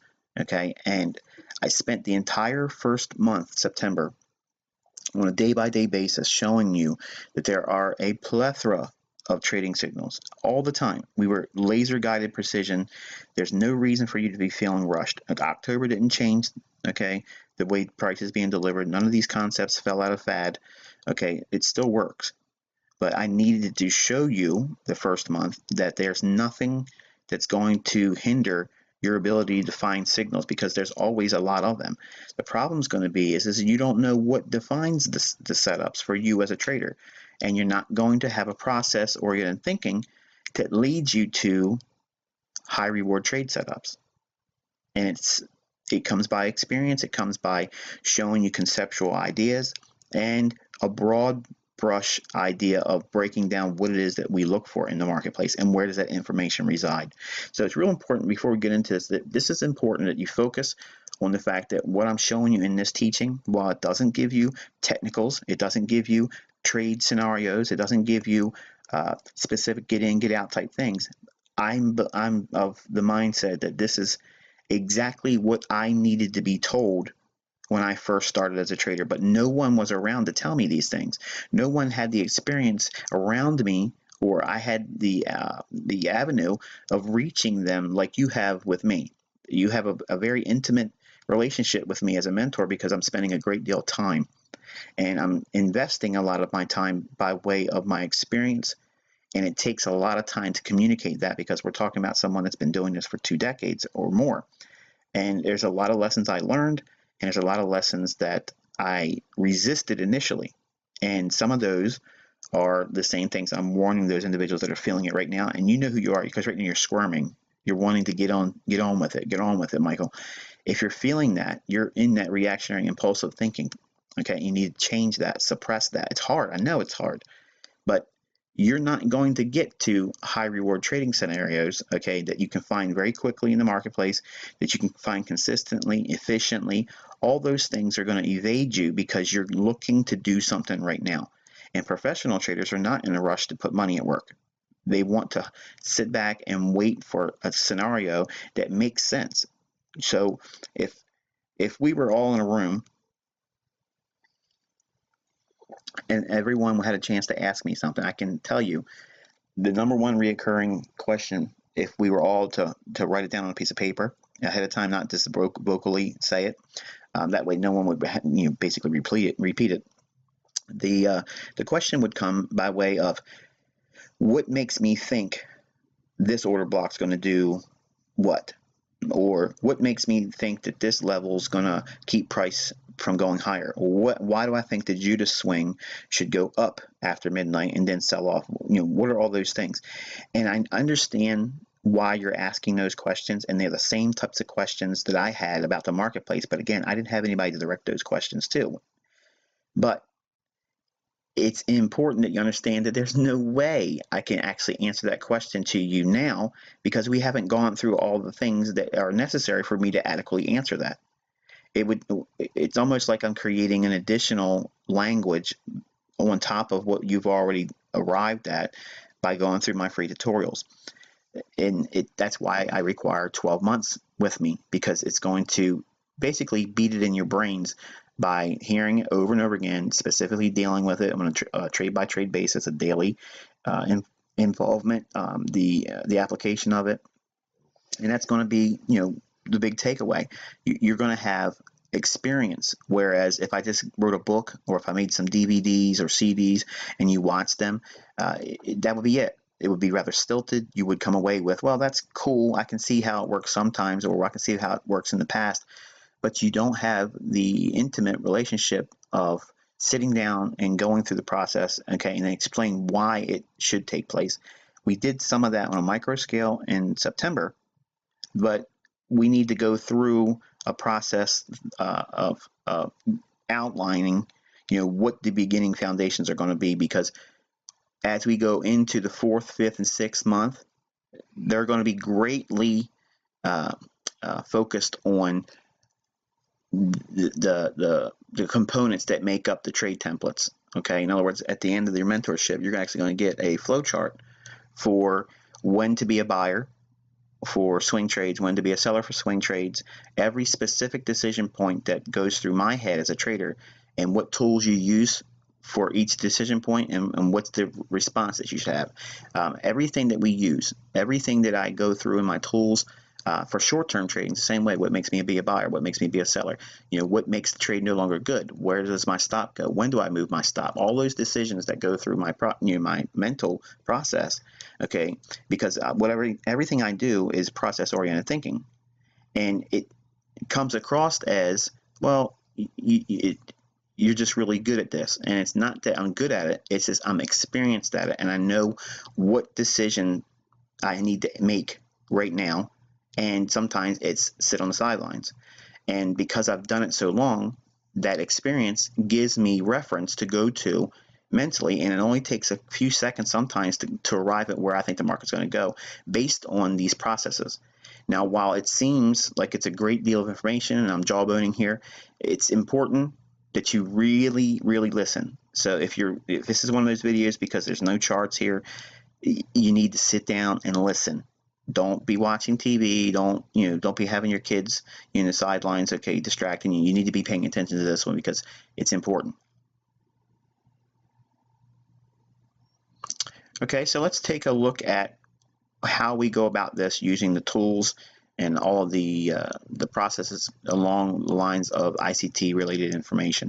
Obviously, again, we're not talking about the trade plan development series. Okay, it's just like a micro scale version of all that stuff. So we're going to go right into where the information is going to reside and what you're going to be looking for in these specific areas of study.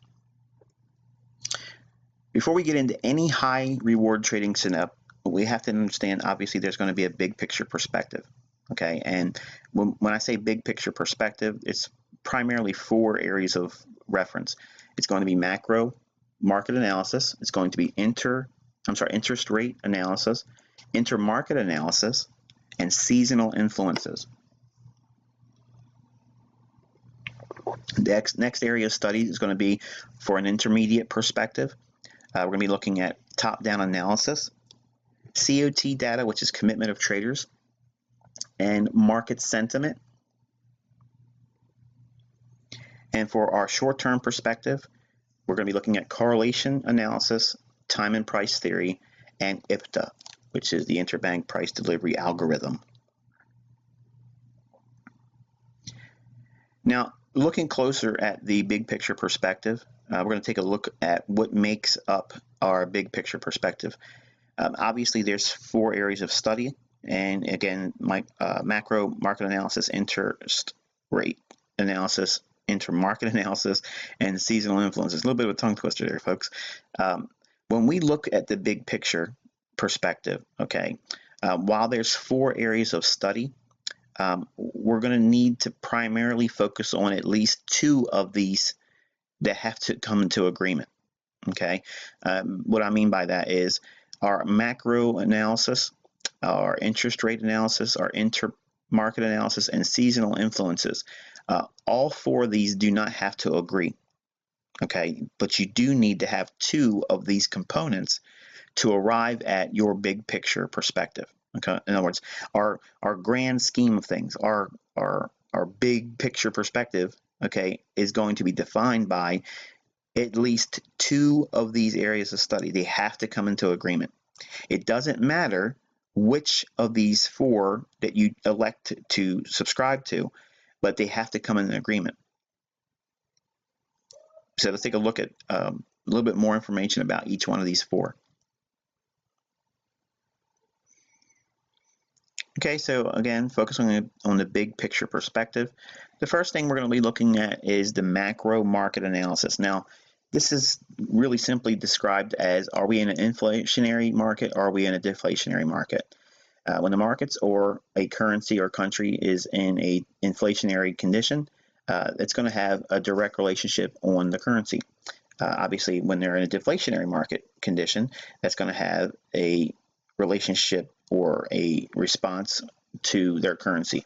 It also, in terms of equities, is going to have a direct relationship to that. So when we talk about commodities and we talk about stock prices later on in this mentorship, inflationary and deflationary market conditions are going to have a large impact on that as well. The next area is interest rate analysis.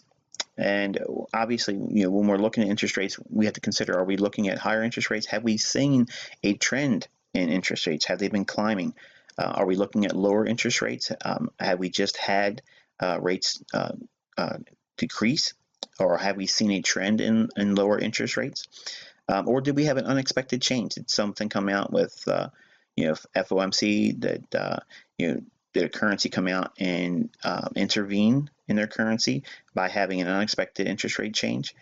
Did they hike interest rates, or did they do an unexpected rate cut? And also, by looking at interest rates, which is not noted here, we look at differentials between two interest rate markets. So between a currency that has a high interest rate and another currency that has a low interest rate, many times that creates what's called a carrying charge market, where you can actually have a very easy way of finding trades directional when it has that.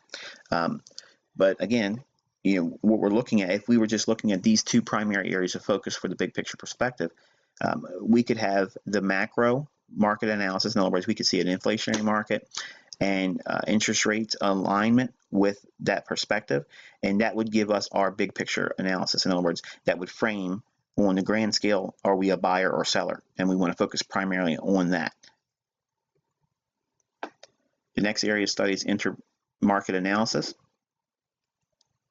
And that's going to come by way of the CRB index, or we're focusing primarily on the commodity market. And we're looking at the relationship between the commodities and the US dollar index. You're going to see many times the markets between commodities and the dollar index are inversely related. In other words, if the dollar index is going up, usually commodity prices are going down. And when commodity prices are going up, usually the dollar is going higher, and vice versa, in other words. Again, looking at these three areas of study, we need two of these areas of study to come in agreement to arrive at our big picture perspective. Okay, we could see a interest rate market indicating that there are lower rates on the horizon, or higher interest rates on the horizon, and that's going to lend well to a directional bias on a currency. And if we see that same time happening where the commodity market wants to go higher and the dollar index wants to go lower, that gives us a framework for a high reward trading scenario relative to the big picture. So the only thing we're doing now is framing three areas of study.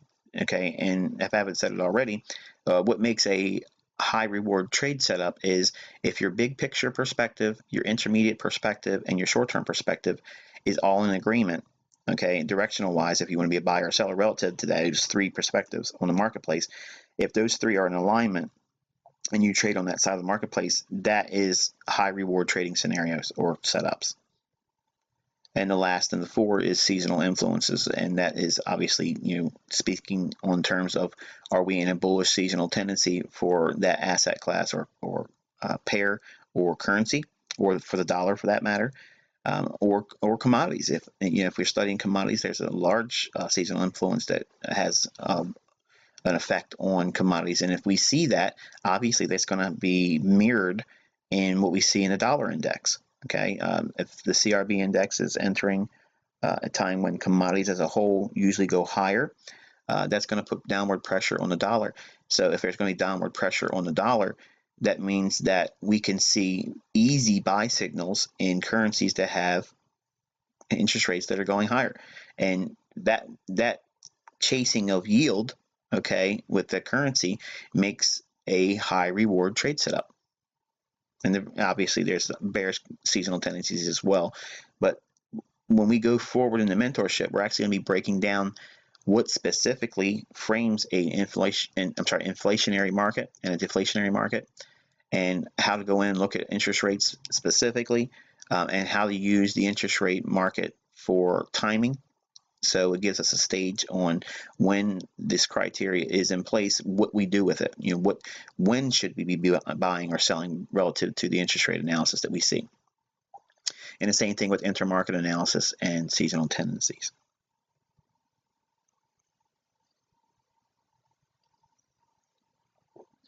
The next area of focus is obviously the intermediate perspective, and that is by way of looking at a top-down analysis, commitment traders data, and market sentiment.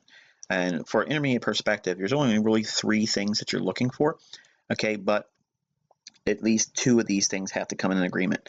So that means by looking at these 3 specific components, okay, top-down analysis is simply just looking at higher time frames down to a lower time frame.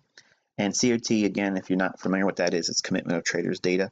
What we do is we look at the CFTC report that comes out every week, and it gives us a reportable level report on large commercial traders, large speculators, and obviously the small specs. We're not really so concerned about small specs.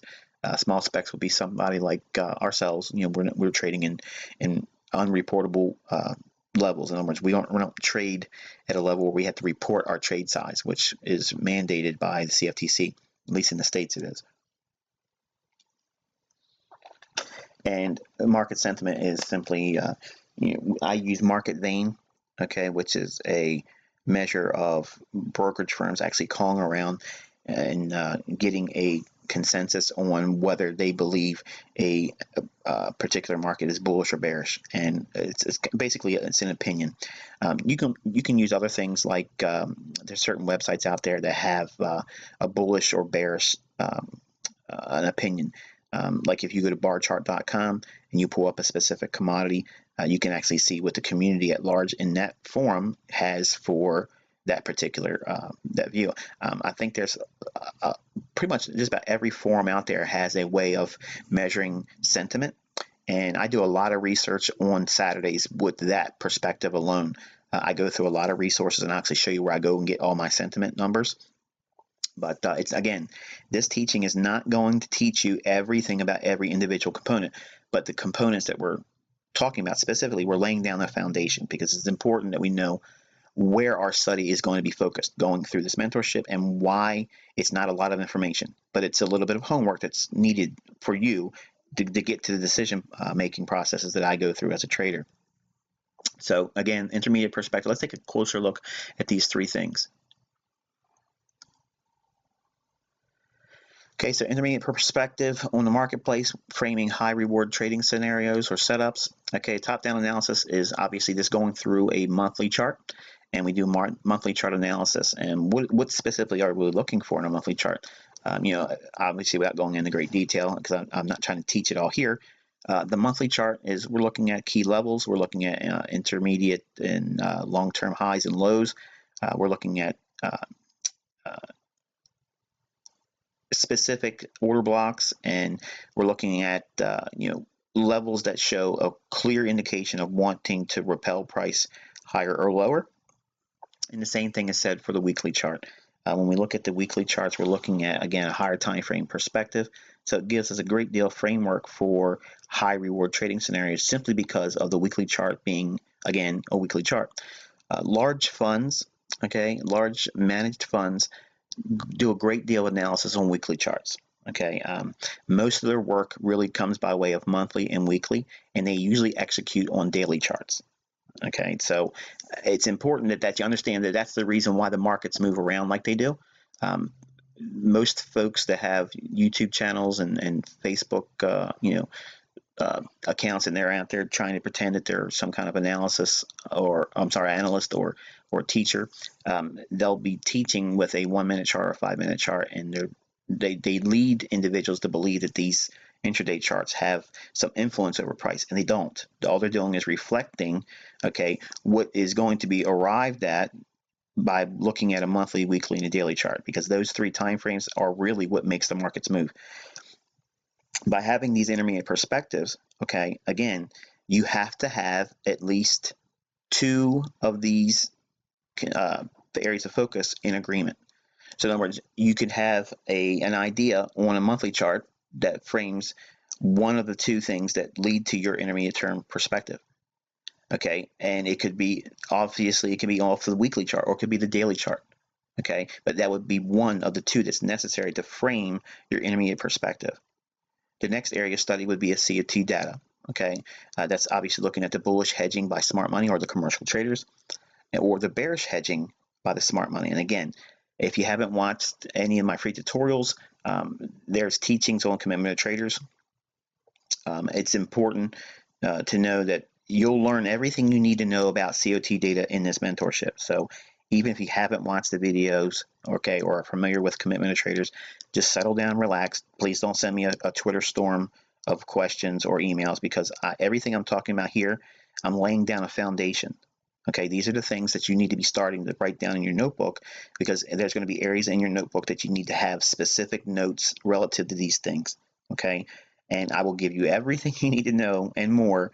Trust me, but I'm just giving you the foundation of where our study is going forward. Okay, going into this mentorship. And obviously, with the COT data, we look at extreme levels historically in the last 12 months and the last 4 years, when the commercials on the Commitment Traders report get to a 12-month extreme, higher or low. In other words, if they have a real extreme high reading or a low reading relative to the net sum zero line that's used for the COT net traded position chart, which you'll learn all about, that usually sometimes indicates a change in their hedging program, and it gives you a real clear indication of there's probably an intermediate term or long-term high forming.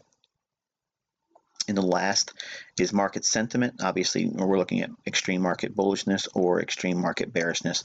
And again, that's one of the things that come by way of my Saturday studies. I go through all of the things that lead to my opinion or my own individual market sentiment readings based on a number of areas. I go and look for readings, and then I get an average of that reading and come away with a consensus whether or not we're either at a bullish or bearish sentiment.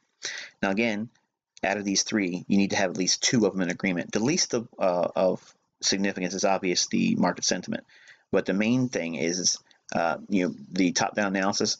You have to have a level or an idea relative to the monthly, the weekly, or the daily. It does not require two of those time frames. It just needs one. Okay, you can trade really without the monthly, weekly, and daily chart and trade on a idea relative to the commitment of traders and sentiment. Now think about that. You're probably thinking, wait a minute, Michael, when you said we got to use a daily chart, we got to use a weekly chart, we got to use a monthly chart. Yeah, you can, but you can still use the commitment of traders data information I'm going to provide to you and market sentiment to frame your intermediate perspective. Now, obviously, we're not executing on an intermediate basis, but it frames your trade idea. You need one of two out of these three to come in agreement with your intermediate term perspective. Now, I know what some of you are already thinking. Well, what if I look at a monthly chart and it tells me that this is bullish, and the weekly chart says it's bearish, and the daily chart is bearish? If the commitment trader says it's bullish and market sentiment is extremely bullish, okay, what do I do with all that information? How do I arrive at that? That's all going to be taught to you in the mentorship. But the main thing is this criteria is what we'll be using going forward. So that way, when we look at the market in these views, you'll understand why I'm doing what I'm doing, because it's based on the things that you're seeing here. Okay, so again, just know that to have the intermediate perspective outlined, you have to come to an agreement that at least two of these areas of study or focus for the intermediate term perspective, you have to come in agreement with two of them. In other words, you either have to be a buyer based on two specific areas of study here out of the three. Okay, so again, as an example, the weekly chart indicates higher prices, and commitment traders suggesting that there's bullishness on the stance of the commercials. That would be enough to frame a intermediate term perspective. That means you're going to simply wait around for a short-term perspective that lines up with buying, and that's really all we do here. That's all we're doing. Okay, so we're going to frame a macro big perspective, okay, and then an intermediate term perspective, and a short-term perspective. And that's what we'll look at next. Okay, so for short-term perspectives, we're going to be looking at the correlation analysis, time and price theory, and ICT2, which is, again, interbank price delivery algorithm. So take a closer look at this short-term perspective. Okay, so right away there should be something staring at you that now all of a sudden we have to look at three things to arrive at our short-term perspective. And the reason why is because most people just look at a 1 minute chart or a 5 minute chart and says, okay, well, this is all I need. And that's what gets them in trouble. Okay, so when we look at short-term perspectives, okay, we're going to be looking at the correlation analysis. And again, that is going to be linked to your understanding of the US dollar index SMT analysis. And I know that probably went way over your head if you're new. If you never went through my free tutorials, that probably sounds like something you hear from NASA. But the dollar index SMT analysis is basically just looking at the relationship between the dollar making higher highs, a relationship between a currency to the dollar, like the British pound, for instance. If the dollar is making higher highs, if the British pound versus the dollar fails to make lower lows, that's a cracking correlation, and we view that with a specific idea in mind. And the other correlation analysis concept that I use is correlated pair SMT analysis, where we look at closely correlated pairs like, for instance, the euro dollar and the British pound dollar, because usually they move in general same direction. Not always, obviously, you can see with the Brexit issue. Generally, when there's a symmetrical market, which we learned about in this mentorship already, correlated pairs move in tandem. When they do not move in tandem, that obviously gives us a lot of insight in terms of how we should be trading the marketplace. If it is not moving in tandem, then obviously that's indication that we do not have a symmetrical market. So that means we have to be very selective with our trades, because now there is the lack of symmetry in the marketplace. That means the dollar is very clearly moving higher. All foreign currencies are moving lower in sympathy. Next area of study is time and price theory. Okay, and so in time and price theory, we're looking specifically at the quarterly effect. That means every 3 months or so, there is a new price shift in the higher time frames. In other words, if the market's been going higher, generally you'll probably see the market go into a consolidation over the next 3 months. Not for the next entire 3 months, but over the course of 3 months. If the market's been going higher, you'll probably see the market go into consolidation or reverse. Okay, and if the market's been going lower, okay, over the next 3 months, we may see a consolidation and go into a range, or it could reverse and go higher. We're watching the market over. It's usually a 3 to 4 months, so I'll allow a little bit of overlap in terms of calendar months. It's not specific daily. I'm sorry, it's not specific to the first of every month to the end of the last day of the third month. It's not that clear cut. So we look at the market with a quarterly perspective and allow the next shift in market structure to unfold. There's a monthly effect where we look at the monthly ranges and we look at specific points of reference relative to the monthly chart.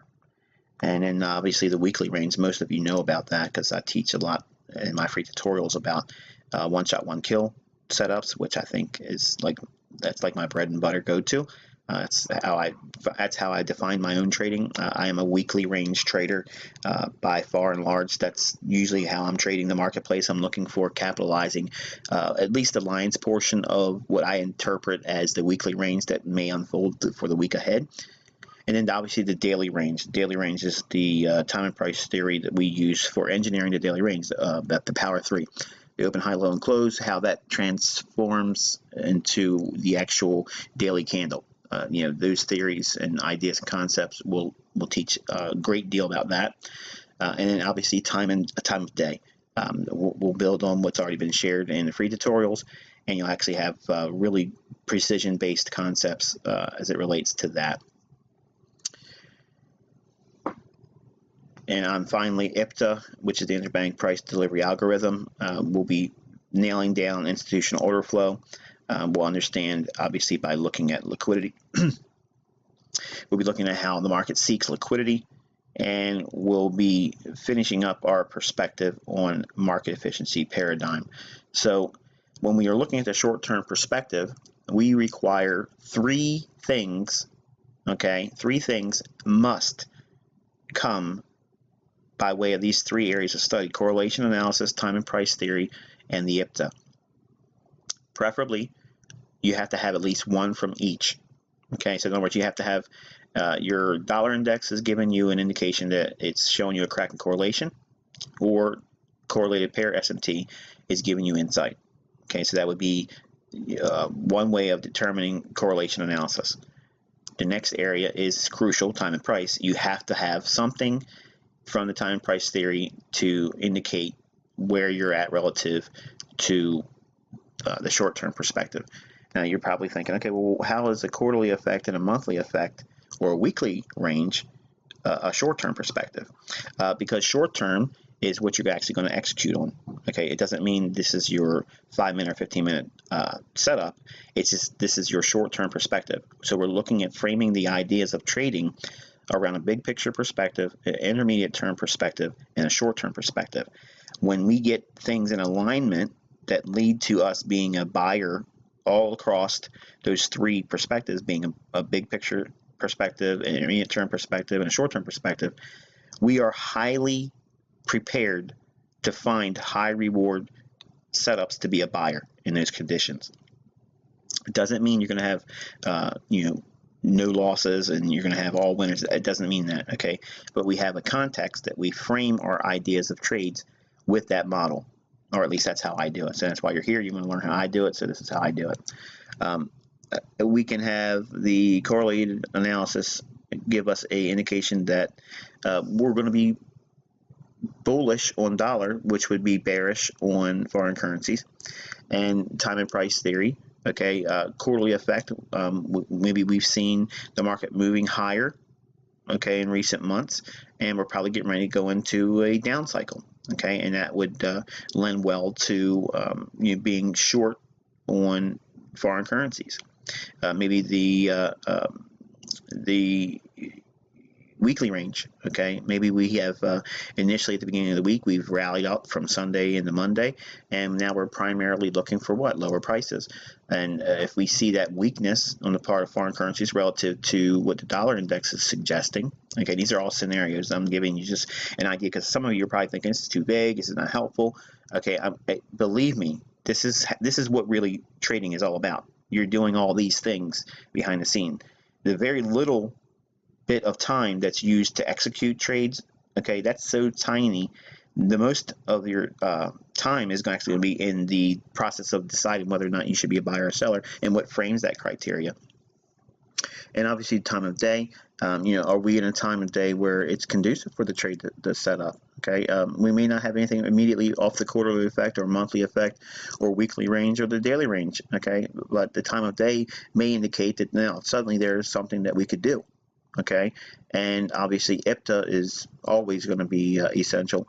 Understanding institutional order flow and understanding where liquidity is and why the market will seek that liquidity. And our perspective is always with the market efficiency paradigm. We look at the marketplace in terms of where are the orders, and it's not the orders of the smart money. Okay, like supply and demand tries to teach. They teach you that this is where smart money orders are, and this is where smart money wants to go back to. They're not always doing that. They're sometimes seeking where existing orders are that would allow them to engineer counterparties to their execution. Okay, so in other words, they'll run old highs for the buy stops, they'll run old lows for the sell stops, because that will be a forced injection of liquidity to be counterparty to their bookmaking. So we're going to go forward in our studies in this mentorship with a great deal of refinement on all of these things. And I know some of you probably looked at this and said, well, this is a lot of just boring information, but I have to give you a context of where our area of study is going to be. So in the grand scheme of things, we're going to be breaking the market down in these specific perspectives, and then what we do in these respective areas of study that give us what we're specifically doing on a day-by-day basis. Now, it looks like, and I've been talking for a long time, it looks like a lot of information and a lot of things to do before you come away with, okay, I'm going to be a buyer or seller. You'll see, obviously, the big picture perspective. You usually have that at the beginning of the week.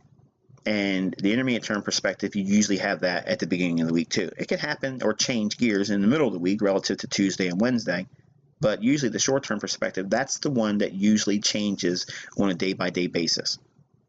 Okay, so understand that while we're doing a lot of our homework in the big picture perspective and the intermediate term perspective, and we can do that on the weekends, your nightly or daily procedures will be largely in this list that you see right here.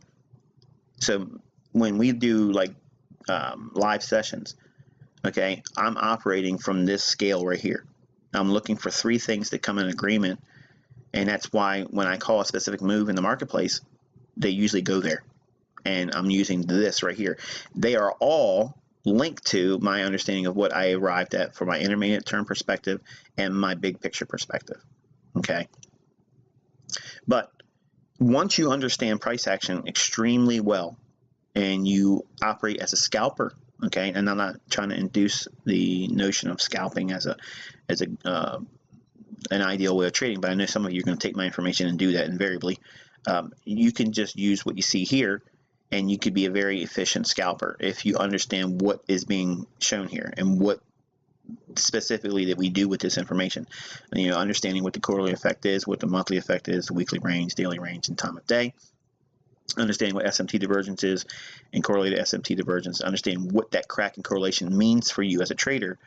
And then obviously understanding institutional order flow, where's the stops and why those stops would be necessarily up for grabs. Why would the market go there? That's what the market efficiency paradigm is.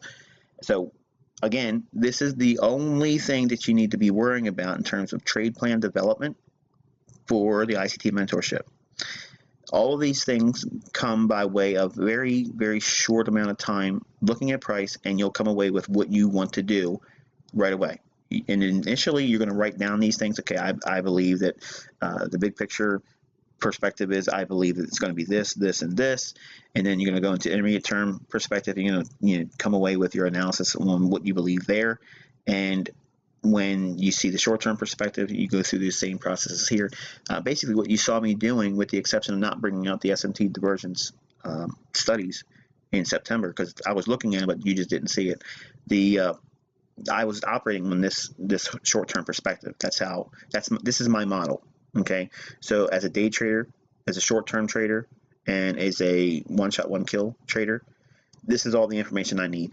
I don't need anything else outside of this page you're looking at right here. I just need 3 things to come in agreement with that, and then I'll understand where the short-term perspective is and where the market's going to go. And that's why I'm like 90+% accurate. In the month of September, we pretty much had 100% hit rate on everything I asked the market to show us in terms of where it was going to go and why it would go there. It's not always going to be that easy. There's going to be transitions, obviously, on an intermediate term basis and even a long-term basis. And that will cause you to have hiccups, okay, or speed bumps, if you will, or barriers, okay, on these short-term perspectives. And that's where the losses are going to be. You're going to find that your losses are not incurred so much by way of trading in the intermediate and long-term perspective, the big picture. When you're trading in those higher time frames, those trades generally will serve you very well. You will still have losses, but you're going to find that all of your trades that have the majority of the losing side, it's going to be because you're in this short-term perspective and you either force something or the market's in transition and you have to allow for that. Okay, so if you're focusing on a higher time frame perspective in your trades, that is an advantage. So while we see me operating a lot with the 15-minute time frame and the 4-hour and 1-hour chart, the things that we talk about are largely on the weekly and the daily chart. And if we do that primarily in all of our trade setups, requiring a big picture perspective, intermediate term perspective, and a short term perspective in alignment, in agreement, that means all 3, we come away with a reason for expecting that outcome. In other words, higher prices or lower prices. Think about what we have here. We have to have 7 things in agreement to make a high reward trade scenario. Okay, for a high reward trading setup, it has to be 4 things in agreement. That means you have to have 2 things in agreement from the big picture perspective. You have to have 2 things in agreement with the intermediate term perspective. Then you have to have all 3 that's listed here. Okay, you have to have 1 from each one of these 3 to come in agreement with all 3 perspectives, the big picture, the intermediate term perspective, and the short term perspective. And if you frame your trades with this mindset, what that does is number one, it gives you clarity. Number one, it gives you understanding what it is that you should be expecting to see in the marketplace and why, which is important. Okay, it's not important to understand every dynamic behind what's being shown here for each perspective of the marketplace of study. That's going to be taught to you, but understanding that you need to have 7 things, okay, 7 things that build high reward trade setups. This is not execution. This is not entry. It just gives you the framework, what makes that trade high probability or basically high reward. You still have to wait for a entry signal. And again, that's the least of your concern right now. So that's what I'm saying. By looking at this information like this, even without going into great detail about each individual component, you can see clearly that there is a method behind what I do. Okay, folks that are on the outside, they look at what I do and they say, well, there's no real structure here. There's no real plan of action. There's no way of knowing what it is that I should be doing from the beginning to the end. And that is because they have not been exposed to what you're being exposed to now. There is a method. There is a rhythm. There's a routine that you go through, but they have to come by way of a process-oriented thinking. And this is how I break the market down. This is how I internalize it. And I go through the process of going through these 3 perspectives. And by doing that, it gives me everything that I need in terms of arriving at a decision. And once you have that same process of thinking, okay, you'll have no problem going through the marketplace, finding scenarios and setups, and then picking out what gives you your unique trade setup that you like to trade, that you find very easy, and the clarity will be exactly as you imagined it would be. And when you get in front of the chart, it just jumps off at you. Okay, that's how it'll be for you. As a new trader, you don't get exposed to these types of thinking. You don't get exposed to these process, procedures where you have to look at things conceptually. Because number one, it doesn't sell courses. It doesn't make you want to watch that YouTube video. You don't want to listen to this one. Okay, but this is where the real meat is. Okay, you have to know why these things make a difference and why it's important that you understand what you need to be doing for individual perspectives of study. And then once you go through it and you understand it, it's like anything else. No one wants to read the driver's manual to learn how to drive.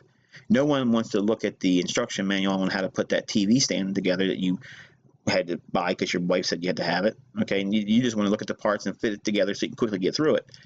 You can't do that with trading. Okay, you have to go through this boring stuff, and it means a great deal, trust me. If I would have been told this initially, I would have ignored it too. I would have just pushed it aside, and I would have been looking for, give me the buy signals and give me the sell signals, because that's how I thought too. Once I felt the pain of not knowing what I was doing, then I suddenly got interested in what makes traders think the way they do. And then what's the process of why they think the way they think, and why do they build their trading plans around that? And you think about it. What do you not see in the marketplace? When people sell things and they sell courses and stuff, what is it they don't sell? They never sell you an actual trading plan. They never sell you a step-by-step, this is what you're going to do, and this is the reason why it should do this. No one does that. That was my goal for this mentorship. I want to show you what specifically I do as a trader. Now, I'm going to give you all kinds of ideas on how you can refine that and make it uniquely yours. And you can define your own trading model around that. Because I believe, just like Chris Laurie has said, and I was in agreement with him when he said it, you can't copy someone else. You can't do it. And some of you want to be just like me as a trader and do this and do that. You're only really asking to be able to call moves and trade to the levels like I call in advance. So it's not that you want to trade like me. You want to have the ability to read and interpret price action the same way I do. And that's what you bought and paid for, and that's what you're going to get as a delivery. By the end of this mentorship, you're going to have everything that I do. Why I do what I do and how I arrive at that understanding is what has been shown here. There's no secret sauce. There's nothing outside of what's been shown here. The theory behind why they all blend together, okay, that's what we'll be building on. And at the end, once we understand intimately what each one of these perspectives we're looking for, and what criteria lends well for the decision-making process for each individual perspective and individual respective component. Once we have that, then we have the building blocks for what? The flow chart for every model of trading that there can be. Day trading, scalping, swing trading, one shot, one kill, position trading, all those things. It's easy for me to have a flow chart and say, okay, XYZ, do this or do that. You'll know what I mean by that. And that's why I said if I put the flow chart up on the website right now, you wouldn't be able to do anything with it. It would be no use to you. You couldn't do anything with it. But by breaking down these individual components intimately, you'll know what I mean when I say, okay, do this or do that. Okay, well, I understand what that means. And then I know how to arrive at the decision relative to those specific points of reference. And then by doing that, you'll work through the flow chart, and you'll either come to the decision point where you take action, or you stand and you wait for more information, or you go back to the previous stage and you wait for more information there. And it makes it very binary. You need your trading to be just like that. It's boring, and that's exactly what you want. You do not want high excitement in your trading. Only do that on the weekends when you had a really good smashing week, when you just killed it. That's when emotions are allowed. But throughout the week, when the markets are still trading, you cannot allow your emotions to get ahead of yourself. You can't get crazy. And you want your trading to be boring. You want it to be monotonous. You want it to be mundane and routine and nothing exciting about it. That's when you know that you're not going to be forced by emotion. You're not going to be drawn in by fear and greed. It's just business as usual. It's the same thing all the time. And you hear it sometimes when I'm talking.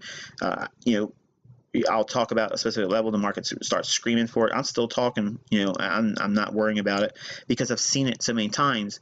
The whole time the room is lit up. They're like, I can't believe this is happening. Look how it's moving. Look, it went right to the pip. You're all experiencing that for the first time, especially in December. Everyone that was watching on a day-by basis, that's not something I get excited about unless, I see a real new trader. When they get in there and they start looking at it and their responses, then I can get to relive that moment. But when we go through the process of breaking down the markets and we're looking for high reward trading scenarios, you have to suppress that desire. Don't be in a rush to get to that feeling of you were right and look at the market. Don't do that. And by having a process-oriented thinking, you're thinking binary. It's X or it's O. It's on or it's off. It's black or it's white. That's how your trading has to be. And if you can work your trading model into that area of study and execution, you will have no problem with fear and greed. You won't rush. You won't have any issues at all. And just like we mentioned in the previous teaching, if you have a loss, there's no reason to worry about it. It's very easy to get it back. And even if you have a string of losses, it doesn't take long to recoup that. But if you lose your mind, thinking all of a sudden the markets are now going to work like this again, there's no reason to think that way. You'll see by the end of this mentorship, you'll know everything you need to know and how to operate and execute and engage the marketplace on a day-by-day basis. And you'll know what exactly you're going to do and why.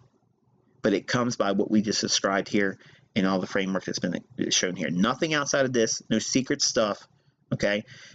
Everything refined to great detail, minute detail. And then what that'll allow us to do is to have specific processes that will lend well to specific conditions that we'll talk about, and then all that will give us our trade scenarios and setups. But the ingredient behind it all is what's been shown here in this tutorial, and it's important that you understand that this is exactly what you would be wanting to know, but you just didn't know it. And it doesn't sound sexy. It doesn't make a good course. It doesn't make a good video YouTube.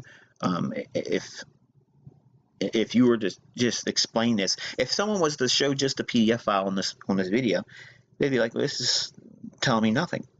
But it really is, when we're going to build on this, it's exactly the framework or the backbone of how I trade. How I'm able to call the markets and why they go where they go beforehand.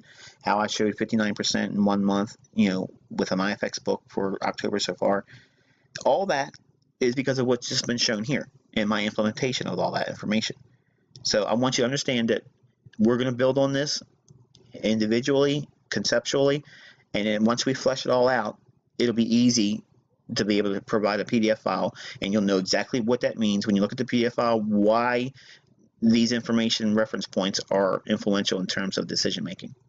And once you have that, you'll be exactly what you signed up for: an independent thinking, efficient trading.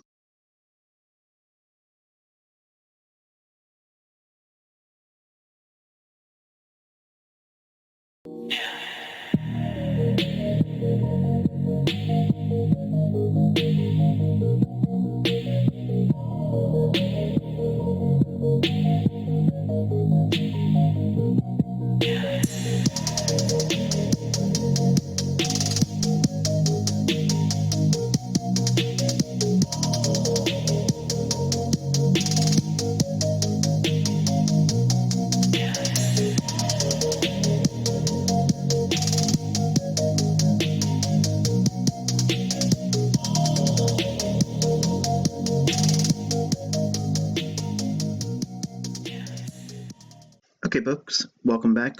This is lesson 7 of 8 of the second month of the mentorship. We're going to be specifically dealing with the market maker trap of false flags.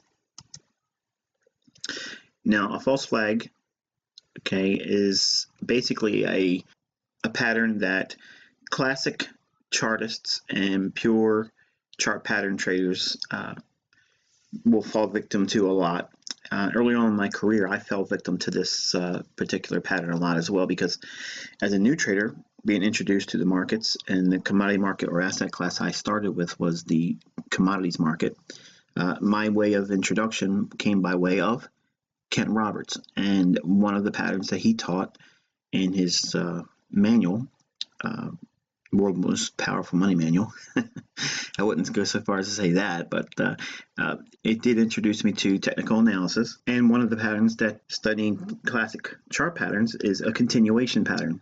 And one of the simplest to see in price action is a bull flag. But unfortunately, not all sudden price rallies that move into a short-term consolidation are bull flags.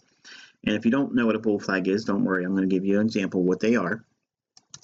But for now, for the points of concern, we have to understand that in a mature bull trend or in higher time frame distribution levels, price will post or create or print, if you will, in our charts, a false bull flag. Now, retail traders, and I'm referring to myself when I first started as a commodity trader, I saw this as a classic continuation buy pattern, but it many times resulted in a reversal. As time went on and my understanding grew, I discerned that understanding higher time frame charts and what you know now as a premium market, they assist me in understanding and identifying potentially bearish bull flags. In other words, a typical bull flag would indicate a pause or midway point and another leg higher, or basically a traditional ABCD pattern. And it's a measured move type phenomenon in price action. But I found that I would fall victim to this simply because I was only looking for patterns for the sake of patterns. Price does not move based on any kind of pattern, whether it be a order block or a mitigation block or a breaker, or even classic chart patterns like a head and shoulders, or in this case, a bull flag.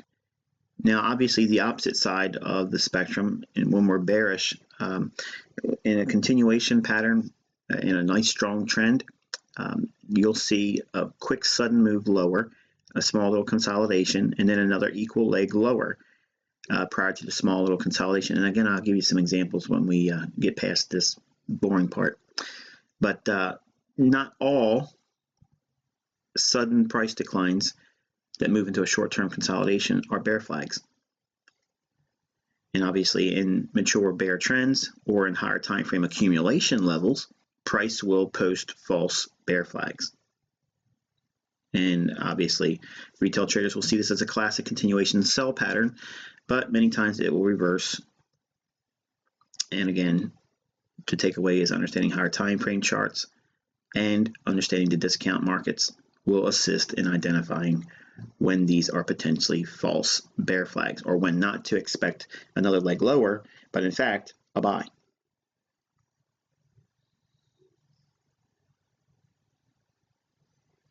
Okay, so for those that are unaware what a bear flag or bull flag is, this is basically a graphic depiction. I just simply did a Google on bull flag, and this is one that came up that I agree with in terms of what it explains on how the price action should be viewed. Generally, you'll see a price leg up, and then there'll be a small little consolidation. That consolidation can go sideways, or in this case, it could be slightly slanted lower. And then all of a sudden, there'll be another impulse swing higher that would be equal to the first impulse swing higher. So you have a measured move. The reason why they call these patterns bull flags is the first leg up in price, that would be viewed as the flagpole, okay, which is the reason why I got its name that way. And then the flag portion is that small little consolidation slanting lower, and then you would measure that flagpole on the first leg up, and then add that to the move out of the consolidation, and that would give you your measured move. And while when I first started, I can admit to you that some of my grain trades and some of my live cattle and live hog trades when I was trading commodities, they came by way of trading this simple pattern right here. It happened to occur when I had 1 hour stochastics divergence, and when it was in agreement, it was great. The problem is I never really considered the higher time frame charts, or what I understand now as a premium or a discount market. Obviously, the same thing can be said just in reverse for bear flags. Generally, you'll see a market drop off, have a sudden decline, then consolidation sideways, or in this case, it can be a consolidation that slopes up diagonally, and then another leg equal to the first price swing or impulse swing lower. That measurement on that first leg lower, if you subtract it to rather, the breakout high in the consolidation, that will give you your projected low. Now again, when markets are in a nice strong trend and they're not mature and they still have more legs to go lower, okay, this pattern is pretty consistent. The problem is when you're not aware when the trend is mature or where you're in areas of accumulation. In other words, the market's really coming under aggressive buying by smart money. These patterns will materialize near the low, and you'll see a lot of folks see this as a continuation pattern. You'll see it on Twitter, you'll see it on social media that there will be a particular expectation to see new leg lower in price, but many times it won't go down, or if it does, it'll just go down just a small little bit and then reverse abruptly and go higher. Now looking at another Google example, okay, just give you a little bit more framework. And these are not my charts. I just simply grabbed them off of Google. And you can actually do Google searches on your own and get a little bit more examples of what a bull flag and a bear flag look like in price action. But I liked this one here just for a quick an idea of what we would be looking for. In other words, what the flagpole measurement would be, and adding it to or subtracting it from that consolidation to give us a price target. And that's great. Well, I'm not trying to teach you the continuation pattern here because it's obviously pretty general knowledge. I want to teach on how the markets can actually give us these false patterns, and we can take advantage of that. So here we have a classic setup where the market has moved up aggressively, suddenly moved up higher, and we have what? We have a small little consolidation after that immediate rally up higher. Well, when you see that, obviously the first thing comes to mind if you know a bull flag pattern is, well, this is obviously a bull flag. And then you would measure the flagpole or the impulse price swing up, and then you would add that to the consolidation area, and it would give you a projected high. So we would expect reasonably, if we were just pattern trading or looking for continuation classic patterns, if you will, we would be looking for higher prices.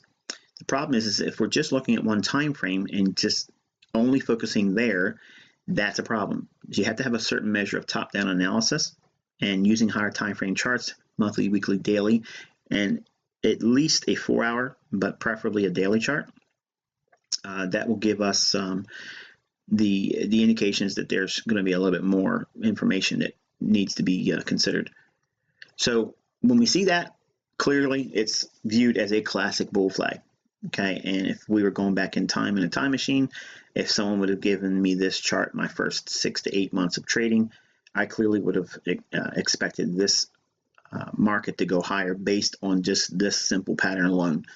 And unfortunately, like I said in the past, when I first started trading, everything was in a bull market, and I could only understand buying low and selling high. I never understood rather the concept of selling short. My first year, I just couldn't grasp it, so I would only be a buyer.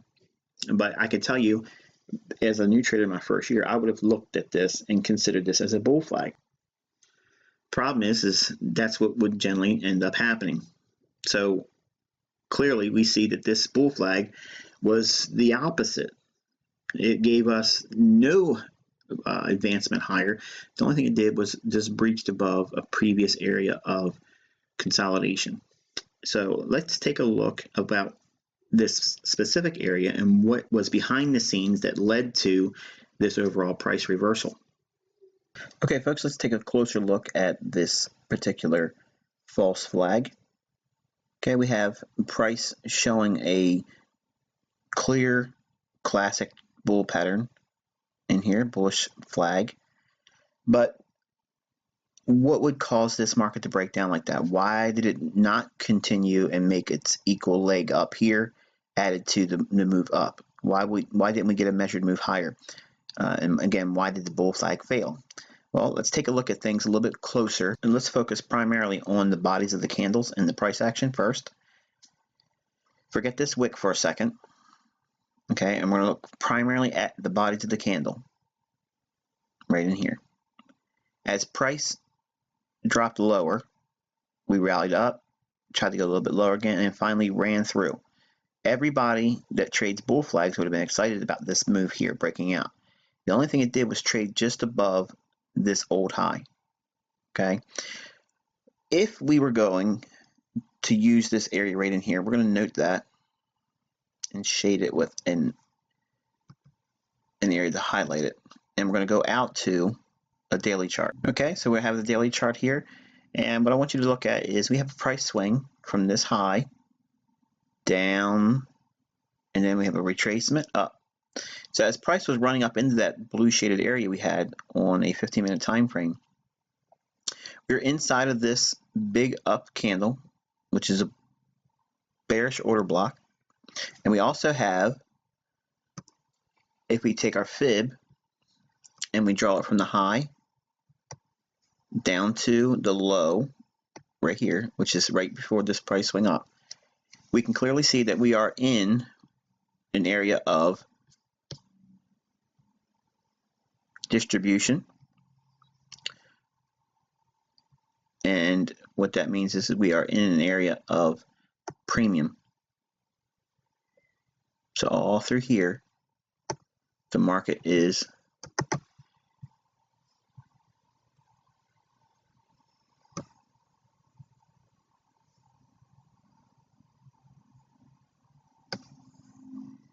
in a premium market relative to the range. We have this old high, this old low. So now what we know about the market now, we're going to drop down into a 4-hour chart. So we're focusing primarily here. And when we look at this down move in here, we have a rally up, creating a liquidity void, and then we have another liquidity void going down. Midway through that is going to be the equivalent of what would be viewed as a bearish order block. So since we're in a premium market where we should be seeing distribution, we have two areas at which the market created liquidity voids, running up, then running down. This entire range, okay, is going to be viewed in the scope of a bearish order block. So we'll be looking at like a mean threshold. If we drop down into a 1-hour chart, okay, so we have price coming down, and right in here, we're going to look at a little bit more detail by dropping down into a 15-minute time frame. Okay, we have the gap between the opening of this candle and the close of this candle right in here. Okay, so we're going to focus primarily on that. We're going to zoom in on a 5-minute chart to refine. And you can see there's one up candle prior to the down move here. Now there's two candles going up right before the move lower. And this up move here with these up candles 1 and 2, that only trades right back up into the institutional order flow of this low here and this low here. The low in this candle comes in at 77.14. The high comes in at 77.14. So it closed in a liquidity void in here relative to what was offered. The market was posting bullish prices or offering higher for the buy side. When it gapped down through it, they offered it one more time up here to be sold, filling in that range. So from this low over here, cut through this candle, and you'll see that actually IPTA filled in that range. So we have 1, 2 candles. If you take those 2 candles and you measure that range from the body low to the body high between the 2 candles, you get equilibrium right here, which is that level I have highlighted, which is also the bottom of that last up candle on a 5-minute time frame. So that's why that level's here. Okay, so by having that level, and also I'm framing this swing high here, so we have a little bit of a fair value gap right there. You can see price creating this potential bull flag here, and it starts to come up. But what is it really doing? It's only clearing out the bodies of the candles over here, and this big wick that we saw on a 15-minute time frame is not being considered at all. But when price starts to break down, all we have to do is go back in and look at price action here. Look at the up candles. Okay, the up candles start with their bodies and their wicks on the low end. That's where all the sensitivity on selling short will be. So when we get into areas of heavy distribution like this and we see a quick rally up and a consolidation or a slight dropping lower, which would look like a bull flag, we don't see that as a bullish scenario. What we're doing is we're looking for it to create a false move and break lower. Now, one of 2 scenarios can happen. One, you can get a turtle soup scenario where it'll start to come up, okay, and then start to break down. That's the easiest one to trade because you'll actually see it go up, get people tripped up thinking it's going to go higher, and then it rolls over. Once that happens, you want to sell the first return back to a bearish order block. That comes in the way of the opening comes in at 76.97. The high comes in at 76.97. That's where your short would be. Okay, once you get that, you'll put your stop above what would be considered the bull flag's high, that wick. That would be your risk.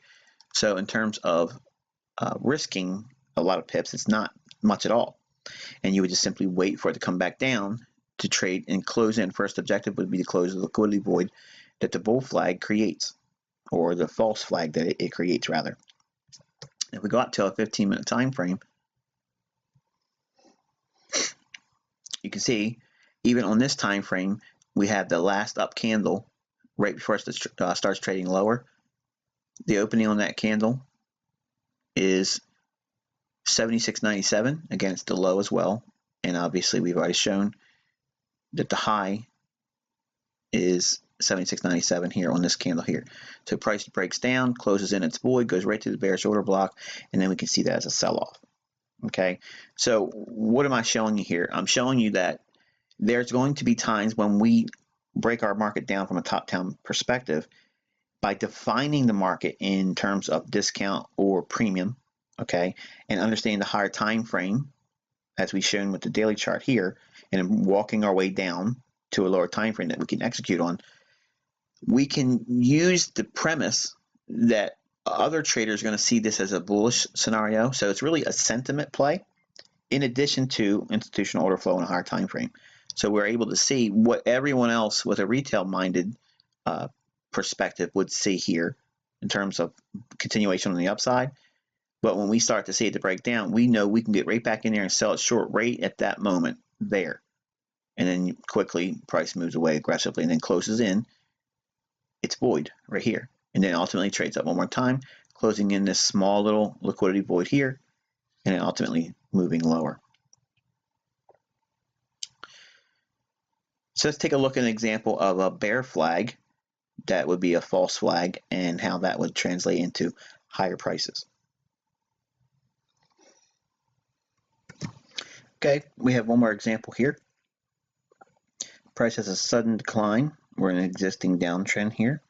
Okay, price goes into a small consolidation, and look, we're having that small consolidation sloping higher.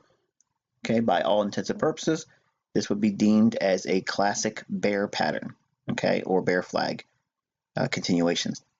So one would reasonably expect to see a move from this high down to this low, from this high projected lower. So we could potentially see a move to about 73.55 if we were looking at pure chart patterns in the form of classic patterns. The problem is the market's traded down into 74.42. So what's significant about that?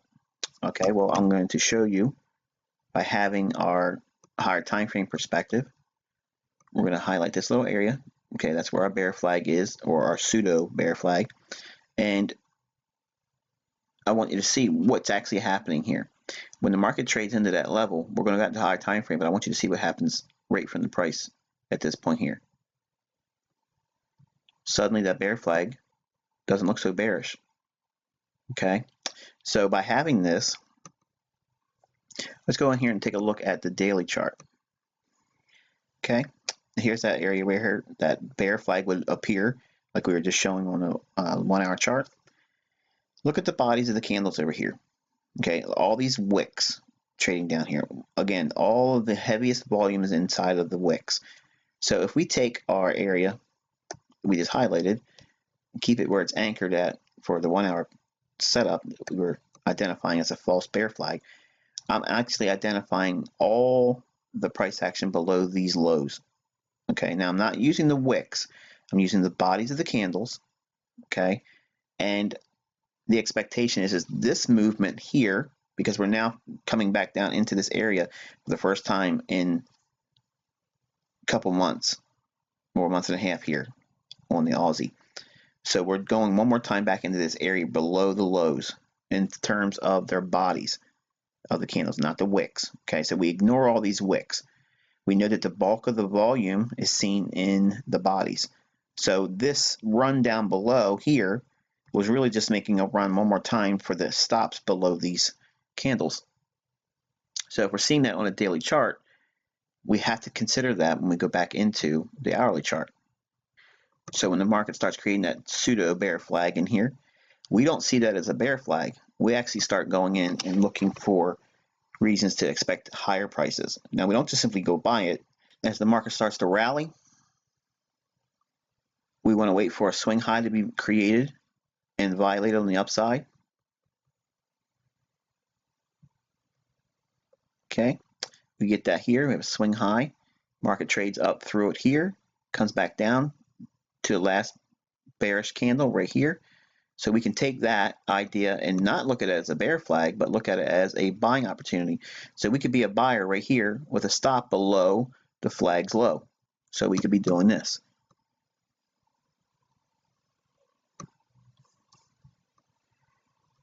Your stop will be below there.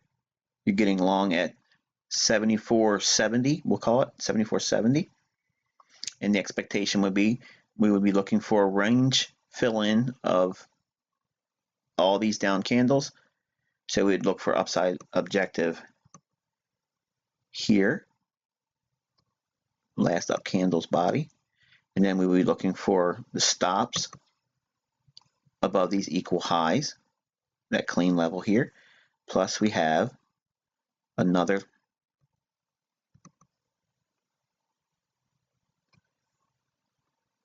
bearish order block here, and then one more right in here. Then we have equal highs again, so we could be looking for that for a liquidity pool.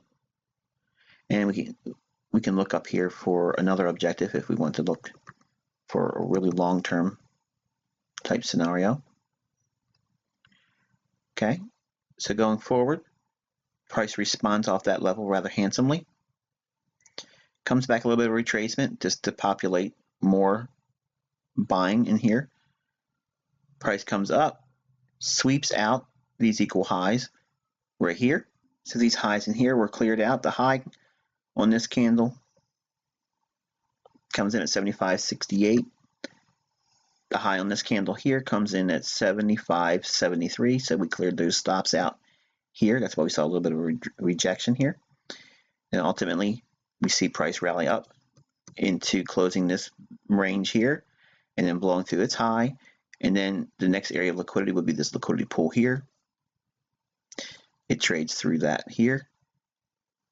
Small little consolidation again, then ultimately seeing that run up into that rejection here. So there's that bearish order block we finally looked at, and it swept through that as well, and ultimately, just for good measure, cleared out the old highs over here. Okay, so it's not the fact that we're looking for chart patterns, okay, and especially if the idea of looking for a continuation. Well, actually, if I just scrolled over, didn't even realize, but we had one more here. Okay, price trades down, creates a small little consolidation, slightly higher. That would be viewed as what? A bear flag. Okay, what we're actually going to do is we're going to wait for a swing high to be violated. Okay, and we have a swing high here. Even though it creates a lower low, it would have been looking like, oh, this is going to keep going lower. All of a sudden, they put the brakes on, and it goes higher. Then we have a swing high violated there. So we go down to the last down candle right here. Draw that out in time. There it is. There's your buy. And there's your run up higher. Prior to the down move, we just identified bear flag that was suspect. Okay, it's a false bear flag. So when I look at price action, this is what I'm going to give you as a takeaway. When I'm looking at price action, I'm looking for reasons why other traders will view the opposite side of the marketplace. So I'm not always just looking for what would make me take the trade. I'm also looking for the marketplace to suggest to me how retail-minded traders are going to view things in the form of classic chart patterns, in the form of indicators. Okay, and we'll talk a lot about that later on in this mentorship. But for now, I want you to take away the study of going back through old data, go through your charts, and find areas where bear flags and bull flags were basically looking as if it would call for lower prices for a bear flag, and it reversed and went long. And look for opportunities where the market showed a clear example of what would be viewed as a bull flag, but it creates a high. And what happens is this. The market goes into a period of, after it rallies up or it moves down for a period of time, if we have the market create a run up, okay, say it just creates a quick rally up, then after that rally, the market will go into another consolidation. Okay, think about IPTA now. Price delivery has been rapid on one side of the marketplace, so the market's going to go into consolidation. It's going to pause for a couple periods, and that period is going to be relative to what it needs to do, and you never know exactly how long that time period is, which, again, I've already proven we don't care. We're just going to wait for the indications. The market's going to want to reach for a specific level of liquidity above the marketplace or below the marketplace. So if we get that big run up and it starts consolidating, and it can consolidate going slightly lower in a diagonal pattern like a classic bull flag would be, what's actually happening is they rallied price up to get traders thinking what? It's going to keep going higher. Then they pause it. What many times you'll see is the market will just do this.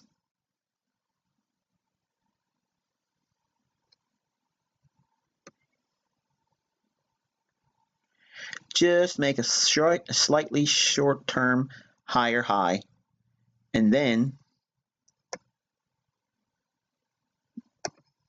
collapse. This is the basis of turtle soup. And you see that here. Okay, we have a consolidation here. Price rallies up, and then it falls through. Okay, the scenario is seen here. Price drops down, consolidates, it drops lower, so this would be like this.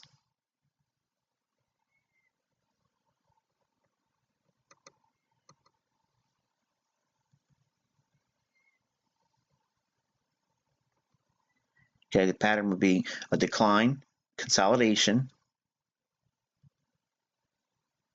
then an initial leg lower just by a little bit, this short-term low violating these lows right here. So when we see that, it's going to look like it's been validated for this bear flag to go lower. and have a projected measured move lower. But in fact, all it's doing is taking out the short-term lows here and then reversing and running the other way, which is, again, the basis of turtle soup buy. And you see that taking place right here.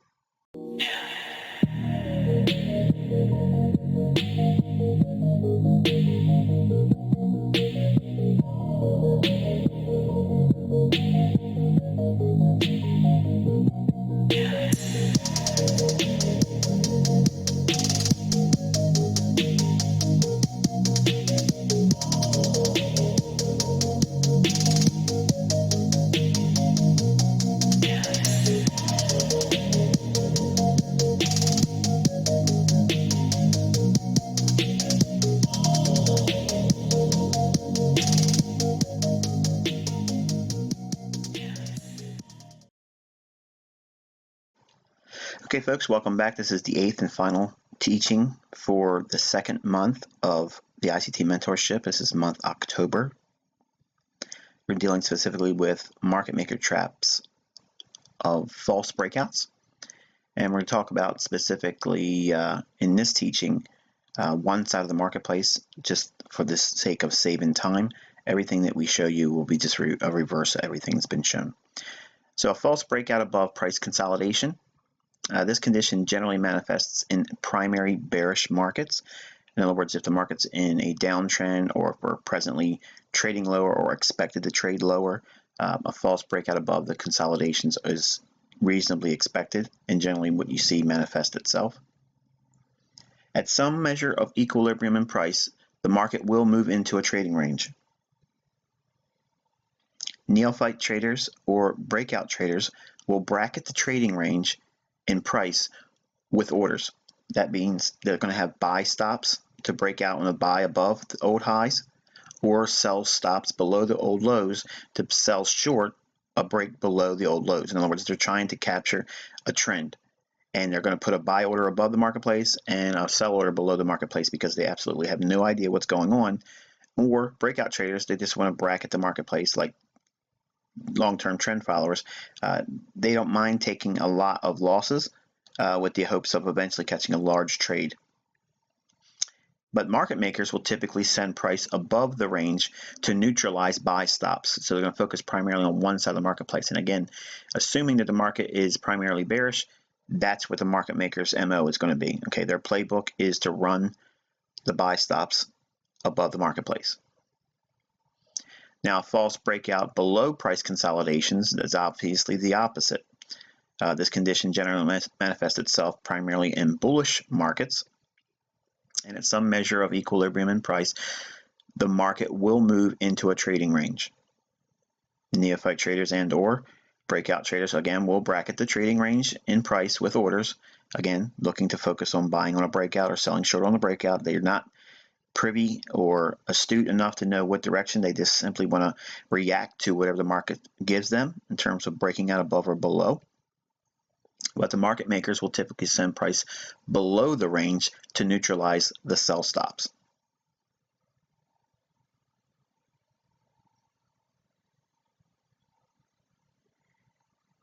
So graphically, what I'll show you here is a breakout trader or a neophyte trader's perspective on a market that goes into a trading range. Above the old high or recent high, they will have buy stops for long breakout traders. And anyone that would be short, obviously, their buy stop would be resting above that high. And below the lows, there would be sell stops for long traders and sell stops for short breakout traders. In other words, they want to capture a move that would hopefully continue going for a long period of time lower. They would like to get short on weakness.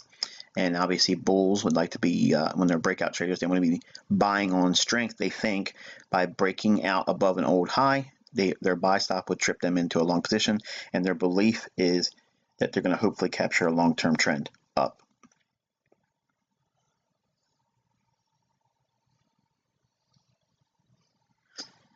Now, from a market maker's perspective, we look below the marketplace when we have lows in the form of sell stops. Now I'm going to focus primarily on a buying environment, okay, focusing on when the market is underlyingly bullish.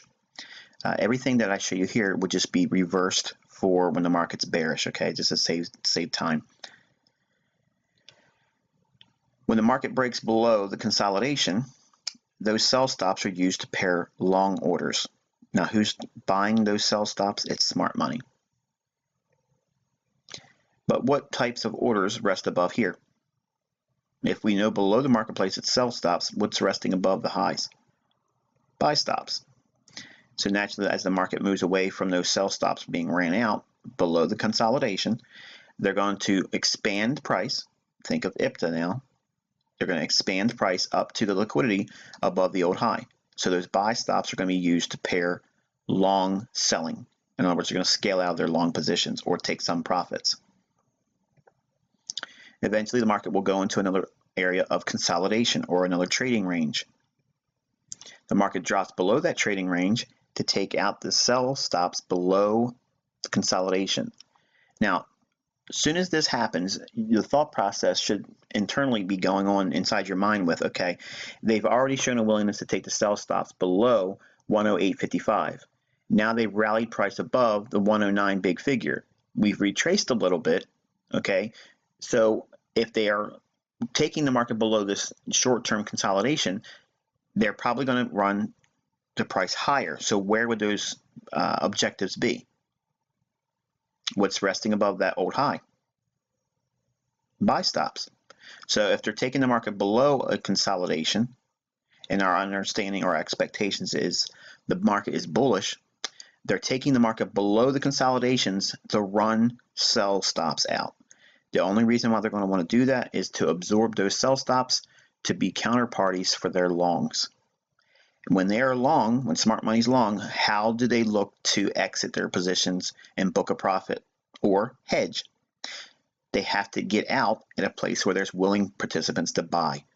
Buyers are always above the highs, either in the form of a buying breakout or buy stops on short positions. That's where the liquidity is. Remember that market paradigm shift that's been spoke about in this mentorship? Well, we're talking about it here again, just using it in terms where you can see how it's applicable in price. Price runs above that old high, and now we have two areas at which the market makers have booked long positions. So now they're pricing in a buy model. So as the market moves higher, okay, they're going to liquidate some of their positions to hedge, and they're also going to liquidate positions that those traders on the bank level are actually speculating for profit. So this is how they actually take their trades and put them on, and how they scale them off, where they're placing their entries and where they're placing their limit orders to get out with a profit. But what's over here? What rests above that? Remember I showed you in the first month of this mentorship in September, specific things to look for. Clean highs and clean lows. Well, there's an area right over here that have clean highs. Above from where we're showing right now, after that 109.15 level has been hit, there really isn't much in way of liquidity voids or pulls that would be of much of interest, except for those stops right above those equal highs. As you can see, price expands. Think now in the interbank price delivery algorithm, it's going to expand up and it's going to seek liquidity. That's what we see here. Then what happens? Price invariably will go back into a consolidation. Now, what's the underlying condition of the marketplace? It's bullish. Why? Because they keep taking price below and then rejecting that, absorbing the sell stops and expanding price higher. Is there any reason to suspect that price could go higher? Look at the price action you see here. Do you see anything that jumps off at you? If it doesn't, we'll come to it as we move forward in this example. But we have a consolidation in here. Our reasonable expectation would be to see price seek the sell stops below the consolidation. Price does in fact go below the consolidation. What's above this old high? Liquidity. Now, do we always look at the old high, or what do we look for? Do we consider the wicks? We can, but primarily all the volume is seen in what? The wicks or the bodies? The bodies of the candles. So the body of the candles has the most volume, so the liquidity is going to rest above it. So if they took the stops out below the 108.95, they're going to look to run price higher in the form of 109.40 or higher. But initially, we had that short-term consolidation. The buy stops resting above that. They could scale off a position right there. And the next objective would be 109.40. As you can see, 109.40 is swept, moving just above the bodies of the candles. Note the way that the orders are stacking higher each time. When they buy, they're buying a little bit higher each time, and they're working their orders in and still offering opportunities to scale off and profit. So the hedgers can work this model. The speculators at the bank level can work this model. And they're also providing liquidity for those individuals that want sell stops to be activated if the market goes down to those positions. And those individuals that want buy stops above the old highs, they're happy because their liquidity is being provided as well. So think, remember that market efficiency paradigm? You have to think like a market maker. Now we have a larger trading range. Now I've kept that area of which old buying was done at 108.95, but now we've moved into a larger range. Nothing's changed here. The model is still bullish. So we see market action trade below that consolidation. It trades down into 108.85. So with that movement down into that level, where is the liquidity at? Above the old high at 109.45 or so. That's what you have up here. So what is it specifically? Buy stops. So we have willing buyers that are waiting up there for price. Once it gets there, they're buying. Smart money's buying at 108.90 or 108.85 in that area. And they know that there's going to be willing participants to be buying it from them when they want to sell it for a profit at 109.45 to 109.50. So 109.45 to 109.50 is hit. So the buy stops are used to pair long exits. So now look at what we have here. We have a wonderful example of how using consolidations with the expectation of viewing the market with that market efficiency paradigm I spoke about, where we think like a liquidity provider. We can still speculate, we can still hedge, we can still make a profit using the same model. It answers all of the problems as it relates to trading, but specifically, it offers the answer to liquidity providing. Buy stops are activated, and they're actually given the ability to be effective, and sell stops are the same way. So what the market makers do, we can vilify them. We can say, oh, those rascals, they did this to me, they did that to me. Okay, but what they're doing is their job. They're providing liquidity. The absence or lack of understanding that traders have, they attribute that as those guys, they did it to me. And they usually misappropriate that to their broker. But what it is the market maker is providing liquidity. And if you understand how the market seeks liquidity, that's the number one driver in price action. The market will always seek liquidity.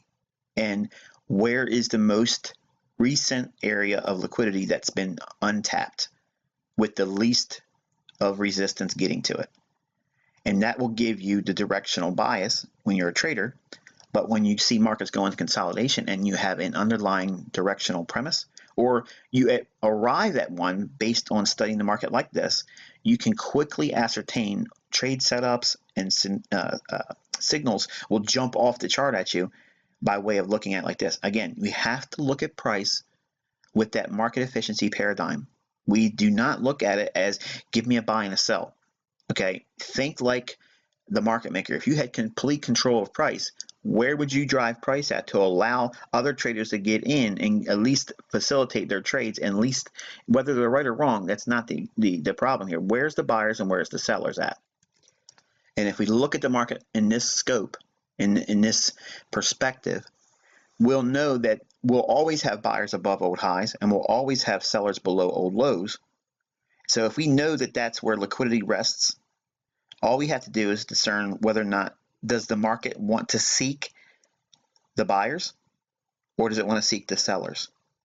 And the way you get that indication is by studying when they go into consolidation, which side of the market they're reaching for, and then where's the market going after it happens. And here you can clearly see every time there's a consolidation, the market seeks the liquidity below the marketplace. And once it absorbs it, it quickly runs the other direction. Why is that happening? Because the market makers are facilitating their long positions and building a buy model in the price or in this asset. So we can expect to see every time the market goes below these consolidations, these movements below it are always going to be viewed in our eyes as a false breakout. So the false breakout that would trip up traders otherwise or knock them out of profitable positions if they would have been remaining long, we can view the marketplace with the market efficiency paradigm, seeing it as a provider of liquidity, see it just in the same scope or perspective as a market maker does, and then we're suddenly in line with the market maker. We're not beating the market maker. We're not trying to outsmart the market maker. All we're trying to do is get in line with what their motive would be. What's their MO? How are they going to book the market for this particular day or for this month or this week? Okay, how are they going to do that? And by looking at the models that we're showing here with looking at ranges, and when they break below the ranges and we see willingnesses to rally after that, it gives you your first telltale clue. Every time the market goes into consolidation, expect every drop down below an old area of consolidation, expect that to be a false breakout, and anticipate accumulation of long positions. And in the market, once they can accumulate their long positions, then they will reprice the market higher, running for the buy stops above old highs. But what else do you see here? I mean, if you're looking at this, what else, if you were to study this for a moment, and I'm going to ask you to pause the video, study this for a few minutes and see if there's anything else that jumps off the chart at you. And don't be discouraged if once I show you what it is, if it wasn't apparent. This first price swing from the first initial false breakout below the old lows and consolidation, once that rallied up, and we gave another area where we can buy again at that 108.75 level, that red area, if you will, I guess it's red, it's a measured move from that same buy, and it gives you an approximation of where the algorithm will reach for to offer price. And we see it reach up into that 109.25 level from 108.75, which is the measured move from the initial low that it ran up and created that first red box and then first impulse price swing. The second leg in price higher is equal to that first one. Also, the larger price swing from that first initial buy all the way up to the intermediate term high or the midpoint of the overall price swing, once we had that larger consolidation and it went down and traded into 108.85, when that happened, that same measured move from 108.50 up to 109.45 or thereabouts, that same measured move from the stop run at 108.85, that gives us a projected run up to that 109.80 level.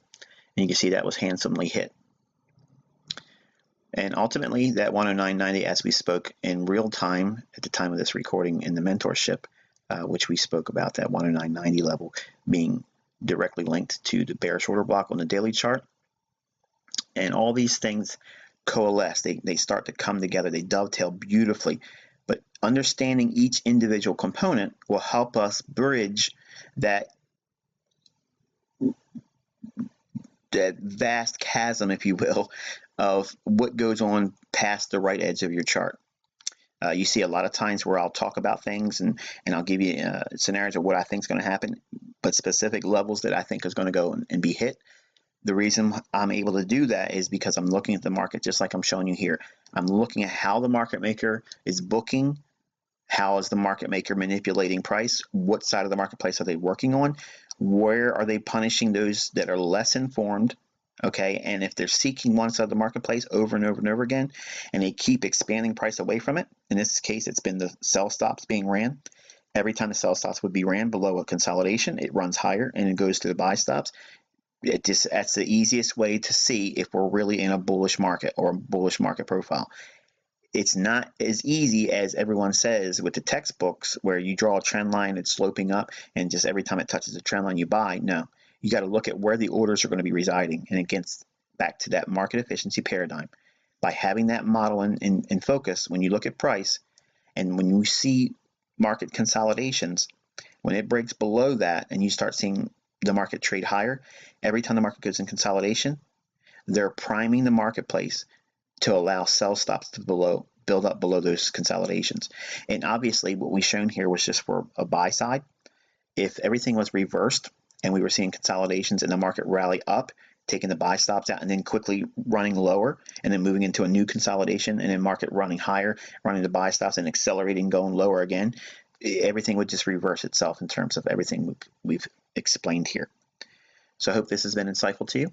I look forward to our third month in the mentorship. So get your notebooks ready because there's going to be a lot more information by way of price action, and we're going to be focusing in on detailed concepts that has been shown in the free mentorship, free members area on my website and on the videos, but all the gaps that I left in that free area of teaching, I'm going to fill that in as we go forward. So with that, guys, I wish you good luck and good trading.